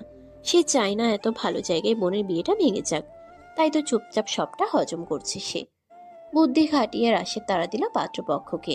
আপনারা নাস্তা সেরে নিন, রোমু বরং ভিতরে যাক। রুমু চলে গেল। তার যাওয়ার দিকে তাকিয়ে দাঁতে দাঁত পিষল উজ্জ্বল। রাশেদ একে একে নাস্তার সব ট্রে আনতে ব্যস্ত। এর মাঝে উজ্জ্বল উঠে গিয়ে দাঁড়ালো বড় চাচা সৈয়দ ইসমাইলের পাশে। ছেলেটা চাপা স্বরে বলে, চাচা যান, কথা দিয়ে কথার খেলাপ করা মানুষ আপনি নন। আমার সাথে কিন্তু প্রতারণা হচ্ছে। ছোটবেলা থেকে বলে আসলেন আমি আপনার জামাই, অথচ ঠিকই সুযোগ বুঝে অন্য পাত্রের কাছে মেয়েকে দিয়েছেন। আমার মেয়েকে বিয়ে করার মতো কি যোগ্যতা আছে তোমার? আপনার মেয়েকে বিয়ে করার মতো যোগ্যতা বলতে টিকটকে নাচতে হবে, এই তো? সরি, আমার সে যোগ্যতা নেই। অপমানে থমথমে হয়ে গেল ইসমাইলের মুখ। সত্যি তো, তার মেয়ের কি এমন অর্জন আছে যার জন্য যোগ্যতা খুঁজছেন তিনি?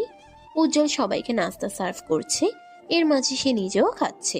পাত্রের বাবা মেয়েদের আপ্যায়ন এবং মেয়ে দেখে ভীষণ খুশি। তিনি আজকে কাবিনের তারিখ নির্ধারণ করবেন।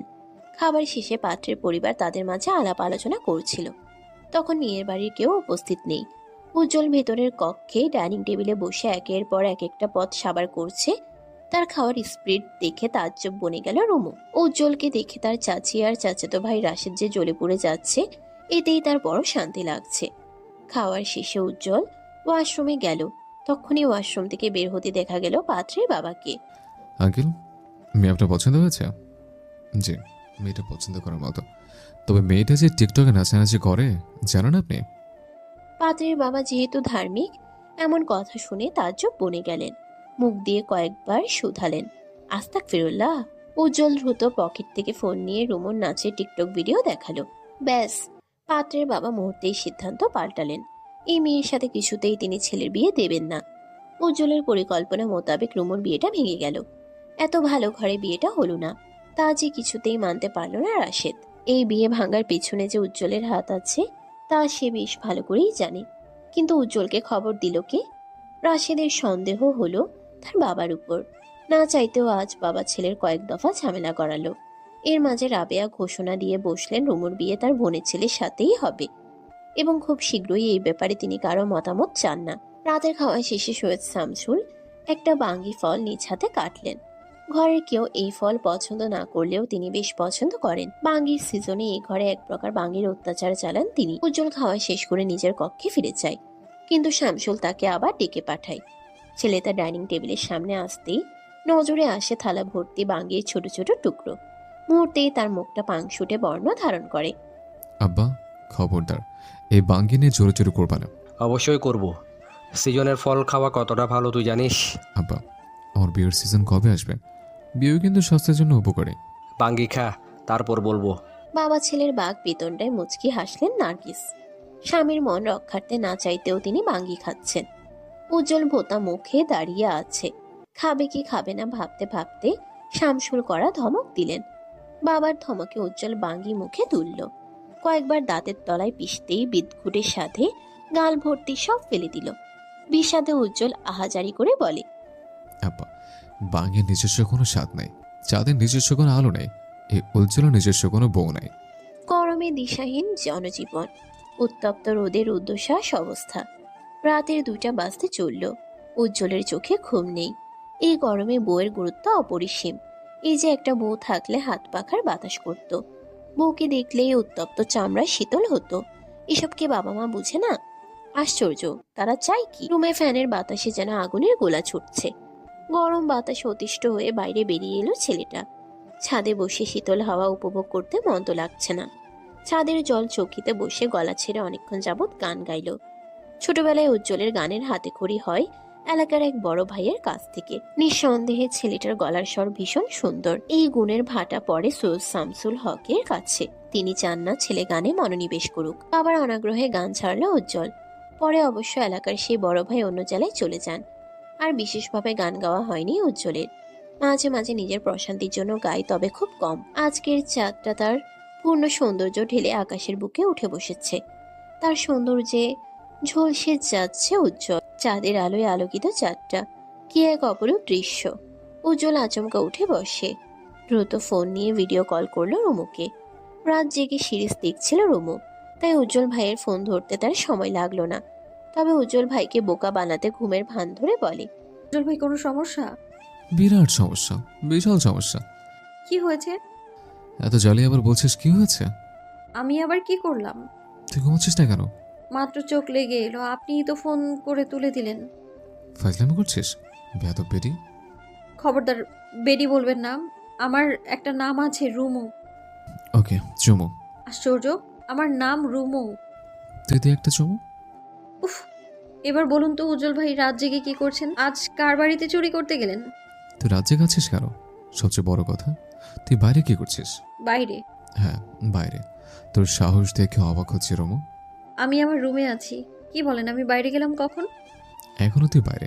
এখনো যা, আমাকে জানাটা বন্ধ কর। উজ্জ্বল ভাই, আমি আমার রুমে। চালাকি করিস? তুই যে বাইরে, আমার কাছে প্রমাণ আছে। সত্যি করে বলুন তো, শুকনাটা খেয়েছেন নাকি ভেজাটা? উজ্জ্বলের ভ্রু কুঁচকে গেল। সন্দিহান স্বরে বলে, ভেজা শুকনো মানে? বুঝতে পারছেন না? একদমই না। উজ্জ্বল ভাই, গাজা আপনাকে খেয়েছে নাকি আপনি গাজাকে খেয়েছেন? তুই কথা বলেছিস কেন ফাসিল ভাই? তুই বাইরে কি করিস? রুমু বিরক্তে চোখ মুখ কুঁচকে ফেলল।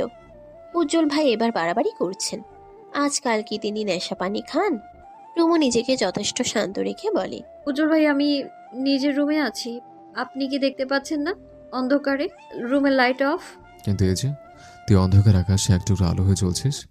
উজ্জ্বল ফোনের ক্যামেরাটা ঘুরিয়ে চাঁদের দিকে ধরল। রুমুর কুঁচকে থাকা ঠোঁটটা এক চিলতে হাসিতে প্রসারিত হলো। সেই সাথে হাসলো উজ্জ্বল নিজেও।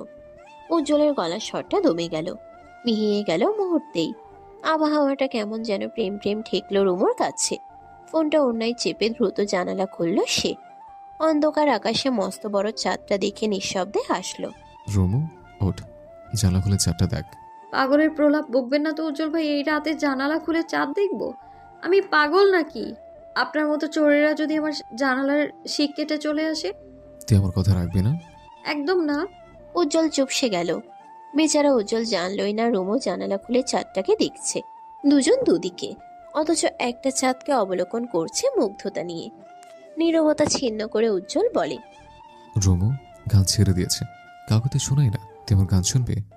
তোকে গান শোনাতে ইচ্ছে করছে। উজ্জ্বল ভাইয়ের নিঃসংকোচ আবদার। রুমু এ আবদার ফেলবে কি করে? তাছাড়া উজ্জ্বল ভাইয়ের গান শোনা হয়নি অনেকটা মাস কেটেছে। উজ্জ্বল ভাই শুরু করুন, আমার ঘুম পাচ্ছে। আচ্ছা, গানটা শুনে ঘুমিয়ে যা। বিয়ের পর তোর ঘুম হারাম করতে আছি আমি। কেন, কি করবেন রাত জেগে? আমাকে সঙ্গে নিয়ে চুরি করতে যাবেন? যাবো অন্য কোথাও। এখন এসে বলতে ইচ্ছা করছে না, রাতে এসে বলা ঠিক নয়। আমি আবার তার ছেড়ে কন্ট্রোললেস। কন্ট্রোল হারিয়ে বলাতে যায় না, পরে এক্ষুনি বিয়ে করে ফেলবো। রুমু ঠোঁট চেপে হাসে। উজ্জ্বল কিয়ৎক্ষণ চুপ থেকে গান ধরে। উজ্জ্বল ভাই, আপনি তো সাঁতার পারেন না, প্লিজ ডুবে যাবেন না। ডুবে গেলে আপনার মতো হাতি আকৃতির দেহটাকে তুলবে কে? প্লিজ ঘুমিয়ে যান, আর আমাকেও ঘুমোতে দিন। আবেগের জল ঢেলে রুমু ফোনটা কেটে দিল। বুকের ভেতরটা ধক করে উঠল উজ্জ্বলের। এভাবে তার ভালোবাসাকে প্রত্যাখ্যান করছে। মেজাজটা প্রচন্ড গরম হলো উজ্জ্বলের। এই মেয়ের কি ভালো কথা সহ্য হয় না? এভাবে চললে প্রেম হবে কি করে? প্রেম না হলে বিয়ে হবে না। বিয়ে না হলে রোম্যান্স হবে না, আর রোম্যান্স না হলে বাচ্চা হবে না, বাচ্চা না হলে উজ্জ্বল বাপ হবে না, বাপ না হলে আর কিছু মাথায় এলো না উজ্জ্বলের। প্রচন্ড জেদ নিয়ে পায়চারি শুরু করলো সে। বেচারা বিড়বিড় করে বলে, একে তো গরম, তার উপর আমার মাথা গরম। আজ কলেজে গেল না রুমু। ভাবির সাথে টুকটাক কাজ সামলে নিজের কক্ষে ফিরল সে। এখনো সকালে নাস্তা খাওয়া বাকি। কাজের লোক রহিমা আজ আসতে পারেনি, তার নাকি ভীষণ জ্বর। সব মিলিয়ে সংসারের বাড়তি কাজ পড়েছে পরিবারের সবার ভাগে। প্রচন্ড গরমে রান্নাঘরে দাঁড়িয়ে থেকে ঘেমে একাকার রুমু। দ্রুত হাত মুখ ধুয়ে ফোনটা হাতে নিল সে। আচমকা পেছন থেকে কেউ জড়িয়ে ধরতেই কেঁপে উঠল মেয়েটা। শরীর ঘোরানোর আগে দুহাত পেঁচিয়ে ধরে তার পেট। অচেনা পুরুষালী হাতের ছোঁয়ায় কেঁপে ওঠে রুমুর সর্বাঙ্গ। কিছু বুঝে ওঠার আগে তার ঘাড়ে অজ্ঞাত ব্যক্তিটি থুতনি রাখে। কেমন আছো কিউটি? হিমেল ভাই। সর্বাঙ্গ কেঁপে উঠল মেয়েটার। দ্রুত নিজেকে ছাড়াতে নিলে হিমেলের ছোঁয়া ক্রমশ গভীর হয়। ছোটাছুটি করছো কেন? কতদিন পর তোমার দেখা পেলাম। অনেক চেঞ্জ হয়েছ, যতটা ভেবেছিলাম তার থেকে অনেক আকর্ষণীয় হয়ে গেছো। দেহের সর্বশক্তি দিয়ে হিমেলকে ধাক্কা দিল রুমু। মেয়েটার শরীর থরথর করে কাঁপছে, ধর ধর করে ঘাম ঝরছে কপল বেয়ে। তীব্র ঝাঁঝালো গলায় রুমু বলে, আপনি অনুমতি ছাড়া আমার রুমে কি করছেন? আর কিছুটা সময়, এরপর এটা আমারও রুম হবে। মানে? তুমি জানো না? কি জানবো? রুমু অবাক হয়। সে কি জানবে? হিমেল কি বলছে? আপনি কথা কেন বলছেন না? কি জানবো আমি? তোমার আমার বিয়ে ঠিক, তুমি জানো না? কালকেই তো বিয়ে। বিয়ে? কই, সে তো জানে না। কবে ঠিক হলো বিয়ে? এত তাড়াতাড়ি বাবা মা সিদ্ধান্ত নিয়ে নিল, অথচ তাকে কিছুই জানালো না। তার বিয়ে তাকেই জানালো না। প্রচন্ড রাগ হলো রুমুর। হিমেলের দিকে তাকিয়ে হিসিয়ে বলে, আপনার মতো ছেলেকে বিয়ে করার চাইতে অবিবাহিত থাকা অনেক ভালো। তাই নাকি? তা আছে নাকি কেউ? কে থাকবে? প্রেমিক? সরুন সামনে থেকে, আপনার মুখ দেখতেও আমার বিরক্ত লাগে। শোনো, বিয়ের আগে ওইসব একটু একটু হয়, ব্যাপার না। রুম ডেট পর্যন্ত না গড়ালেই চলবে। বিতৃষ্ণায় ভরে গেল রুমুর মন। দ্রুত কক্ষ ছড়ে বেরিয়ে দেখা পেল রাবেয়ার। মেয়েটার রাগ সামলাতে না পেরে চেঁচিয়ে বলে, আমার কোন সাহসে তুমি আমায় না জানিয়ে বিয়ে ঠিক করেছো? আমার সাহস? তোর বিয়ে ঠিক করতেও আমার সাহস লাগবে?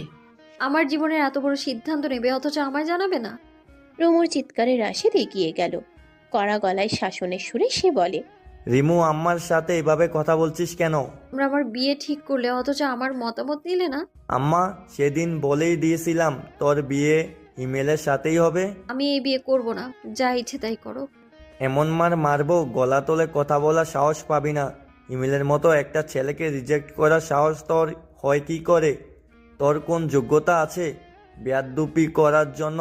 আগের বিয়ের সম্বোধন বেচতে গেল এখন। হিমেল রাশেদকে থামিয়ে বলে, ভাইয়া, রুমু বাচ্চা মেয়ে, না বুঝে সিন ক্রিয়েট করছে। বিয়েটা হয়ে গেলে সব মেনে নিবে, আপনারা ওকে বাঁকাবাকি করবেন না। রুমু বুঝতে পারলো এ বাড়িতে কেউ তার কথা শুনবে না। সাহস করে চলে গেল তার বাবার কাছে। সৈয়দ ইসমাইল তখন কপালে হাত ঠেকিয়ে শুয়ে আছেন। রুমের বাইরে যে মেয়ের চিৎকার চেঁচামেচি করছিল সবটাই শুনেছেন তিনি। রুমু চট জলদি বাবার মুখোমুখি দাঁড়ালো। বাবাকে ভীষণ ভয় পায় সে। বাবার সাথে সম্পর্কটা খুব বেশি সহজ নয়। মেয়েটা সাহস নিয়ে বলে, আমি এই বিয়ে করব না আব্বা।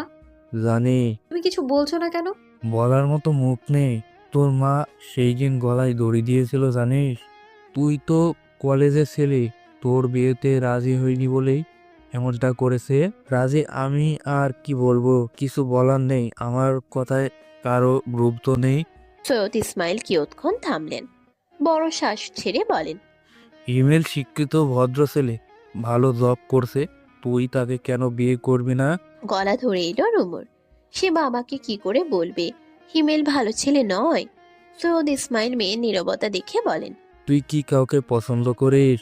না আব্বা, বিষয়টা তা নয়। ছোটবেলা থেকেই দেখছি হিমেল ভাইরাস। বাপের কাছে কেন গেলি আমার নামে বিচার নিয়ে? তোর বাপের সাধ্য নেই এই বিয়ে ভাঙার। রুমু কথা শেষ করার আগে রাবেয়ার ঝাঁঝালো ধমকে কেঁপে উঠল সে।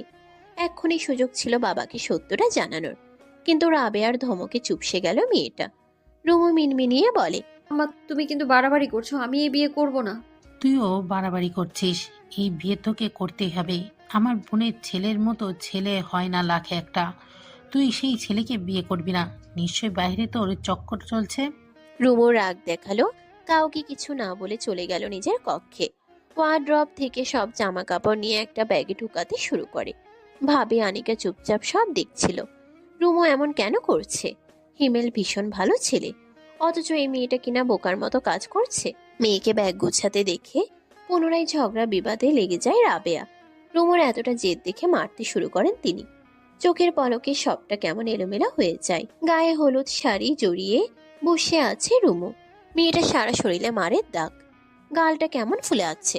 সৈয়দ ইসমাইল ঘরোয়া এই বিয়ের আয়োজনে ঘুরেও তাকালেন না। তিনি নিজেকে রুমে বন্দি করলেন। আশেপাশে কেউ জানলো না আজ রুমুর হলুদ সন্ধ্যা। মূলত রাশেদ চায় না কেউ জানুক। আগের বার যে উজ্জ্বল বিয়েটা পণ্ড করেছে সে বেশ ভালো করেই জানে এবারও নিশ্চয় বিয়েটা ভাঙতে উঠে পড়ে লাগবে। আগামীকাল রুমুর কাবিন।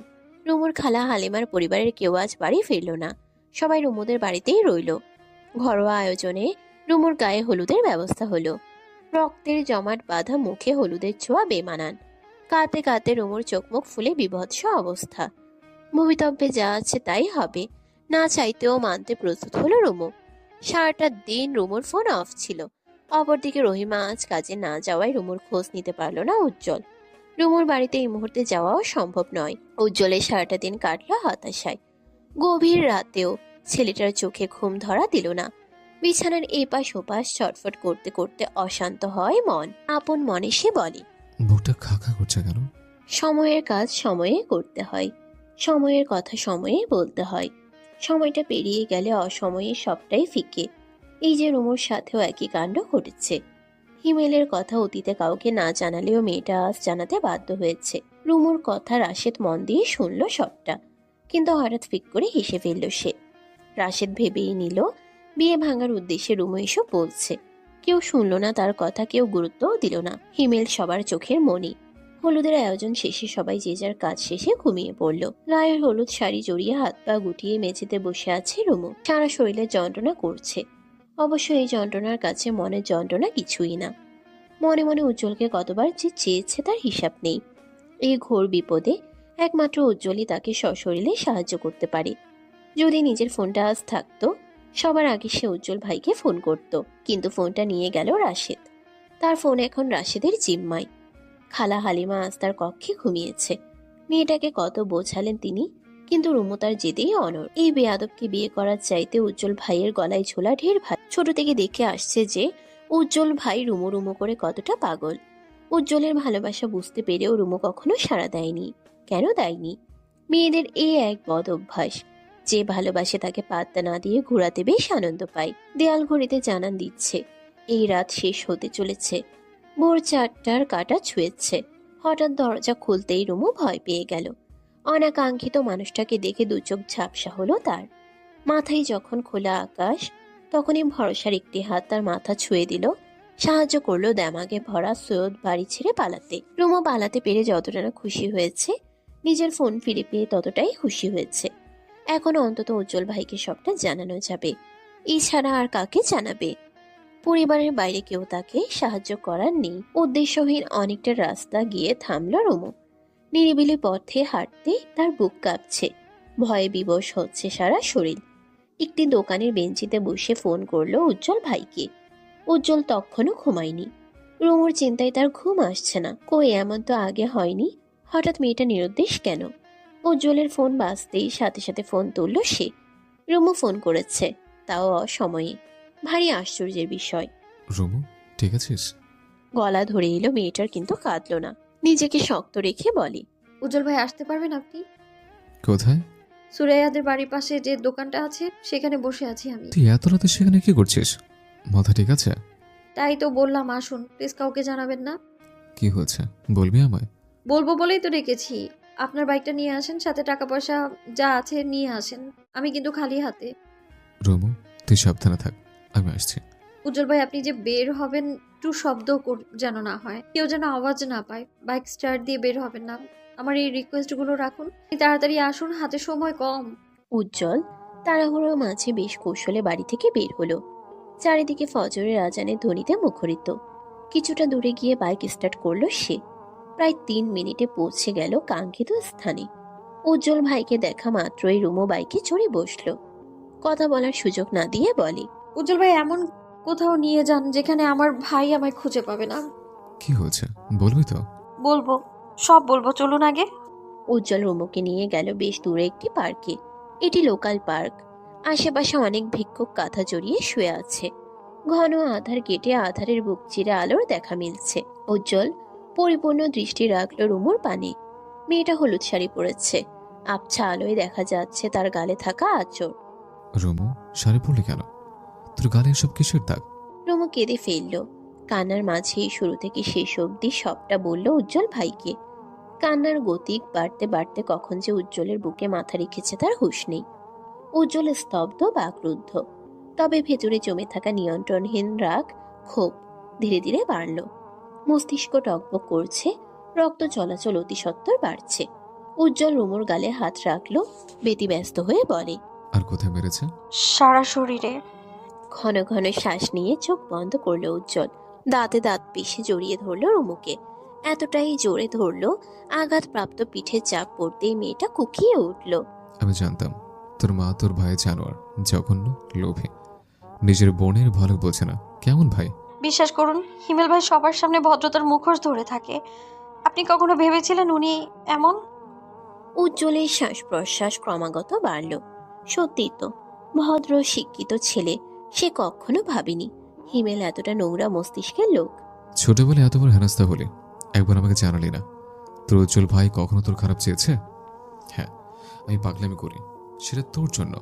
তোর ছোট বড় সব বিপদে পাশে ছিলাম আমি, এটুকু আমাকে জানালি না? আমি ভয়ে ছিলাম। এই ছোঁয়াগুলো কতটা যন্ত্রণা দেয় আপনি ভাবতেও পারবেন না। আমি এখন এসব ভাবতে চাই না। সময়ের কাজ সময় করতে হয়। বাসা থেকে পালিয়েছিস, তার জন্য ধন্যবাদ। এখন কি করবে? রুমু ছটফট করলো। সত্যি তো, সে কি করবে? যেখানেই যাক রাশেদ তাকে ধরে ফেলবে। জেদের হেতু নিয়ে হলেও হিমেলের সাথে বিয়ে দেবে। কার কাছে যাবে, কোথায় যাবে? এমন কোনো অদৃশ্য বন্ধন দরকার, যার মাধ্যমে রুমুকে পরিবারের কেউ আর জোর খাটিয়ে কিছু বলার অধিকার পাবে না। শ্বাস প্রশ্বাসের আন্দোলন বাড়ল মেয়েটার। আর চোখে তাকালো উজ্জ্বলের পানে। উজ্জ্বল ছটফট করছে। বোঝাই যাচ্ছে রাগটাকে সংবরণ করছে ছেলেটা। দুদিকে নীরবতা কাটিয়ে নিঃসংকোচে আবদার করে বসলো রুমু। আমাকে বিয়ে করবেন উজ্জ্বল ভাই? প্রশ্নটা অদ্ভুত শোনালো উজ্জ্বলের কাছে। এমন কোনো প্রশ্ন যে সে শুনতে পাবে আদৌ প্রস্তুত ছিল না। রুমুকে বিয়ে করতে শতভাগ রাজি হলেও কিছু প্রশ্ন তো থেকেই যায় মনে। রুমু ঘোরের মাঝে বিয়ে করতে চায়। পরবর্তীতে যদি মেয়েটা মত পাল্টায়, তাছাড়া রুমু কি তাকে ভালোবাসে? উজ্জ্বল চেয়েছে সুস্থ স্বাভাবিক বিয়ে, কিন্তু জল ঘোলা করে বিয়েটা হলে দুই পরিবারের দ্বন্দ্ব কমবে না, বরং বাড়বে। তুই আমাকে ভালোবাসিস না, তাহলে বিয়ে করতে চাইছিস কেন? বেঁচে যেতে? আপনি আমায় খুব বাঁচিয়ে রাখবেন বুঝি? উজ্জ্বল ভাইকে পছন্দ করে রুমু, কিন্তু এই কথা মুখ ফুটে বলার ইচ্ছে নেই তার। এই বিপদেও চিকন বুদ্ধি কাজে লাগিয়ে চলেছে সে। একবার যদি উজ্জ্বল ভাই জানে সে তাকে পছন্দ করে, তবে মাথায় নুন মরিচের কোটা রেখে বড়ই খাবে। বিয়ে কি বললেই হয়ে গেল? নিজের ভরণ পোষণের ভার যে ছেলে সামলাতে পারে না, সেই ছেলে আবার আরেকটা মেয়ের দায়িত্ব নেবে? এই সমাজে বেকার ছেলেদের বিয়ে করা অপরাধ। শুধু অপরাধ নয়, ঘোর অপরাধ। কেউ কখনো সরল চোখে ব্যাপারটা দেখতে নারাজ। উজ্জ্বল কিয়ৎক্ষণ পাইচারি করল। উজ্জ্বলের দ্বিধা দ্বন্দ্ব মুখখানি দেখে রুমু বলে, উজ্জ্বল ভাই, আপনি কি বিয়েতে রাজি না? এমন মনে হলো কেন? বিয়ে করবেন কিনা বলে দিন, আর না হয় আমাকে তাড়াতাড়ি বাসে তুলে দিন। আমি রাজশাহী মামার কাছে চলে যাব। পারবি যেতে? ওকে, উঠে বস। তোকে বাসে তুলে দিচ্ছে, সাথে কিছু টাকাও দিয়ে দিব, চিন্তা করিস না। হতভম্ব হয়ে গেল রুমু। সে তো এসেছিল উজ্জ্বলের ভরসায়, অথচ উজ্জ্বল তীরে এসে তড়ি ডুবিয়ে দিল। উজ্জ্বলের এসব নাটক ছিল? সে ভালোবাসেনি রুমুকে। রুমুর দু চোখ ঝাপসা হলো। মনে মনে উজ্জ্বলকে দিল অভিশাপ। উজ্জ্বল ভাই, আপনি যদি সত্যিই ভালোবাসার নামে নাটক করে থাকেন, তাহলে অভিশাপ দিলাম। বিয়ের পর আপনার বউকে খুশি করতে কলিকাতা হারবাল খেতে হবে আপনার। উজ্জ্বলের পিঠে মুখ লুকিয়ে বসে আছে রুমু। মেয়েটার ভেজা চোখ উজ্জ্বলের শার্ট ভিজিয়ে দিচ্ছে। এক অদ্ভুত অনুভূতির সাক্ষী হচ্ছে উজ্জ্বল, কিন্তু কিছুই বলতে পারছে না সে।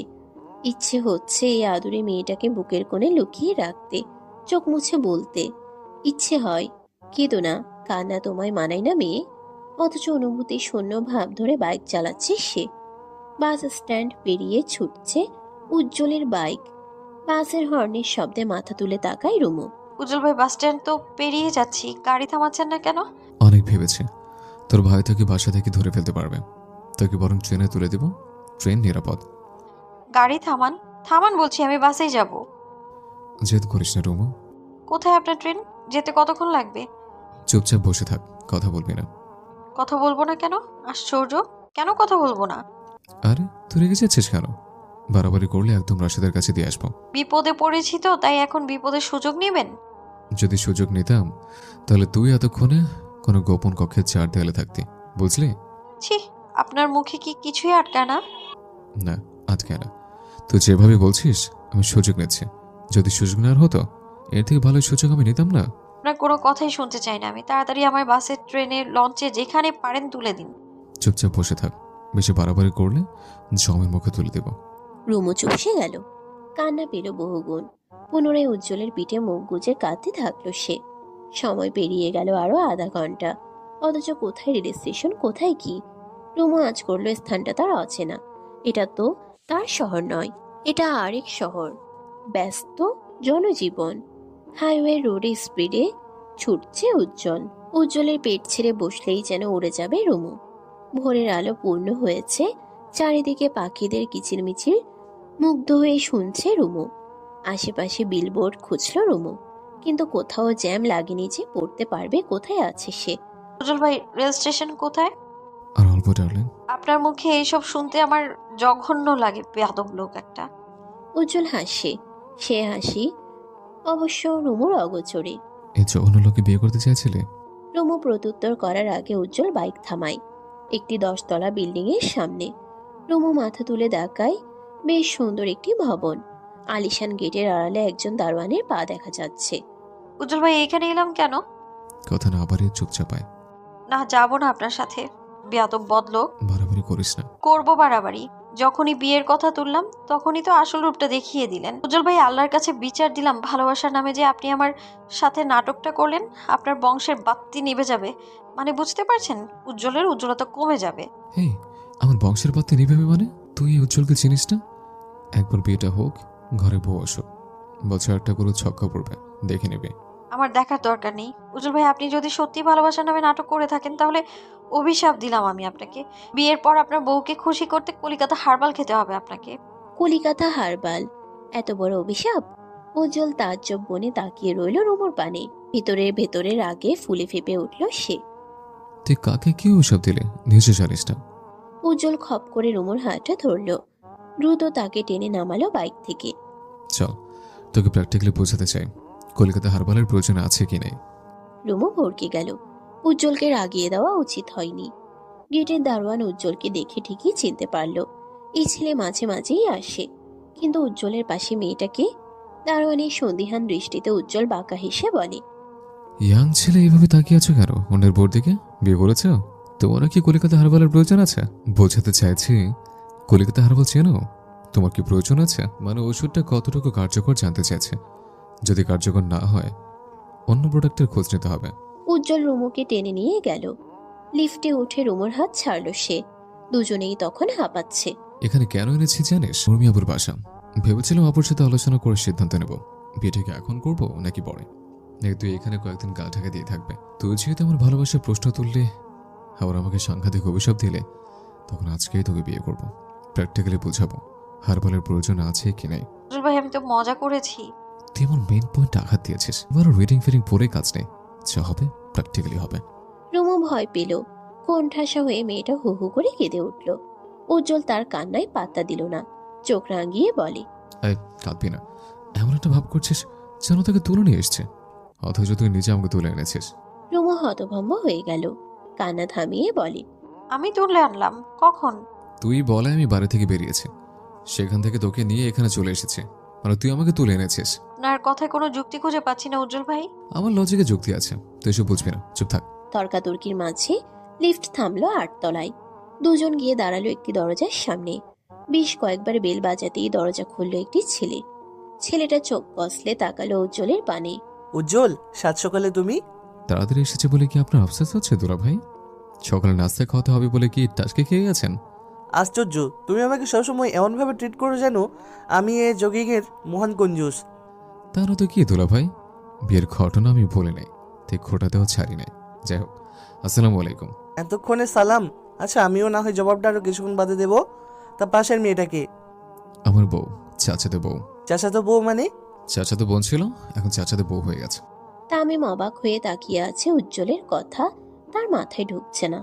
অপরদিকে উজ্জ্বল তামিমকে পাশ কাটিয়ে ঘরে প্রবেশ করে। উজ্জ্বলের ভাই বোন বলতে শুধু একমাত্র বড় বোন আছে, তার নাম উর্মি। অপ্রত্যাশিত ভাইয়ের কণ্ঠ শুনতে পেয়ে ছুটে আসে উর্মি। তার অবাকতা আরো বহুগুণ বেড়ে গেল যখন পাশে দেখতে পেল রুমুকে। রুমুর হালচাল দেখে আতঙ্কিত হয়ে উর্মি বলে, রুমু, তোকে কে মারলো? তোর সারা শরীরে মারের দাগ। উজ্জ্বলের চাপা রাগটা বাড়ল, দাঁতে দাঁত পিষে বলে, ওর জানোয়ার ভাই আছে না, আর ওর মায়ের কথা আশা করি বলতে হবে না। কিন্তু মারলো কেন? সব কথা বলবো, আগে গ্লাস পানি দাও, রুমুকে ফ্রেশ হতে দাও। ভাই, তুই কি ওকে হলুদ আসর থেকে তুলে নিয়ে এসছিস? অদ্ভুত, এমন কেন মনে হলো তোমার? না মানে এই শ্বাস পোশাকে। তুলে আনার হলে আগে আনতাম। যাই হোক, কথা না বাড়িয়ে যা বললাম তা করো। উর্মির এক সেট জামা দিয়ে রুমুকে পাঠিয়ে দেওয়া হলো গোসল করতে। অপরদিকে উজ্জ্বল রুমুর ব্যাপারে সবটা খুলে বলল। বিয়ের প্রসঙ্গ তুলতেই বাদ সাধল উর্মি। সে চায় না একমাত্র ভাইয়ের বিয়েটা বাবা মা ছাড়া হোক। প্রায় আধা ঘন্টা যাবৎ ভাই বোনের বাঘ বেতনটাই চলল। উজ্জ্বল আপোষ মানতে নারাজ। আজকেই বিয়ে হবে যে করে হোক, তবে মা বাবাকে এই মুহূর্তে জানানো যাবে না, বিয়ের পর জানানো হবে। উজ্জ্বলের জোড়াজোড়ির কাছে হেরে উর্মি রাজি হলো বিয়েটা হোক। রুমুকে নিয়ে কারো কোনো মাথা ব্যথা নেই, কিন্তু তার পরিবার একবার জানতে পারলে তাণ্ডব শুরু করবে। সকাল বাজে প্রায় 7টা। উজ্জ্বল তার দুই বন্ধুকে আসতে বলল। কাউকে কিছু না জানিয়ে তারাও রওনা হলো। তামিম আজ অফিসে যায়নি, মূলত উজ্জ্বল তাকে যেতে দেয়নি। তার দায়িত্ব যে করে হোক কাজে খুঁজে বের করতে হবে, সে যে করেই হোক বের করতেই হবে। হঠাৎ বিয়ের তোড়জোড় দেখে ভয় লাগলো রুমুর। ঘুরে পড়ে সে বিয়েতে রাজি হয়েছে, কিন্তু এরপর কি হবে? বাংলা সিনেমার মতো উজ্জ্বল ভাই বিয়ের পর যদি মুখোশ পাল্টে ফেলে, তিনি যদি বলেন বিয়েটা প্রতিশোধ স্বরূপ করেছেন, তখন কি হবে? এসব ভাবতে ভাবতে নাকে এলো ঘি দিয়ে পরোটা ভাজার সুঘ্রাণ। রুমু ভেজা চুল থেকে গামছা সরিয়ে উর্মিকে বলে, তোমার ভাই ইদানিং বাড়াবাড়ি করছিল তাই। আমার ভাই ইদানিং না আগের থেকে বাড়াবাড়ি করছিল, তোর হয়তো চোখে পড়ে নাই। আজ তোর হাতে দিব তুলে আমার ভাইকে, দেখবো কতটা সামনে রাখতে পারিস। উজ্জ্বল ভাইকে সামলানো যায়? এই ভাই ডাকা একদম বন্ধ। তবে জানিস আমার বই হচ্ছে, বিয়ের কথা শুনে চাচা চাচি কি যে করবে। কলিং বেলের শব্দে ছুটে গিয়ে দরজা খুলল উর্মি। উজ্জ্বল এসেছে, হাতে কিছু প্যাকেট। বোঝাই যাচ্ছে টুকটাক শপিং করেছে। মিষ্টির প্যাকেট নিয়ে দাঁড়িয়ে আছে উজ্জ্বলের বন্ধু সিয়াম এবং দীপু। উর্মি সবাইকে বসতে দিয়ে রান্নাঘরে যায়। উজ্জ্বল রুমুকে রান্নাঘরে দেখতে পেয়ে আদেশি সুরে বলে, এ হারবাল, আমার পেছন পেছন আয়, কথা আছে। হারবাল এই নামে কেউ কাউকে ডাকে? গেস্ট রুমে প্রবেশ করতে করতে দ্রুত দরজা বন্ধ করলো উজ্জ্বল। রুমু প্রতিবাদ জানিয়ে বলে, হারবাল কোনো নাম হলো? বাবা করো না ডার্লিং। শোনো, আমার সামর্থ্য অনুযায়ী তোমার বিয়ের শাড়ি কিনলাম, আর আমার জন্য পাঞ্জাবি। শাড়িটা খুব বেশি দামি না, মাত্র 2700 টাকা নিলাম। এত সুন্দর করে উজ্জ্বল বুঝিয়ে বলল। রুমু মুগ্ধ হয়ে শুনছিল। খুব সুন্দর একটি লাল শাড়ি আর উজ্জ্বলের সাদা পাঞ্জাবি। শিরায় উপশিরায় অনুভূতিরা কানায় কানায় পূর্ণ হলো। উজ্জ্বল শাড়িটা জড়িয়ে দিল রুমুর মাথায়। এই তো লাগছে আমার বউ। উজ্জ্বল যখন বিয়ের প্রস্তুতিতে ব্যস্ত, তখন তাকে হন্য হয়ে খুঁজছে রাশেদ। সে জানে উজ্জ্বল ছাড়া রুমুকে নিয়ে যাওয়ার মতো সাহস আর কারণেই। রাশেদের সন্দেহের তীর যখন সঠিক স্থানে পড়েছে, তখন এই বিয়ে আদৌ হয় কিনা কে জানে।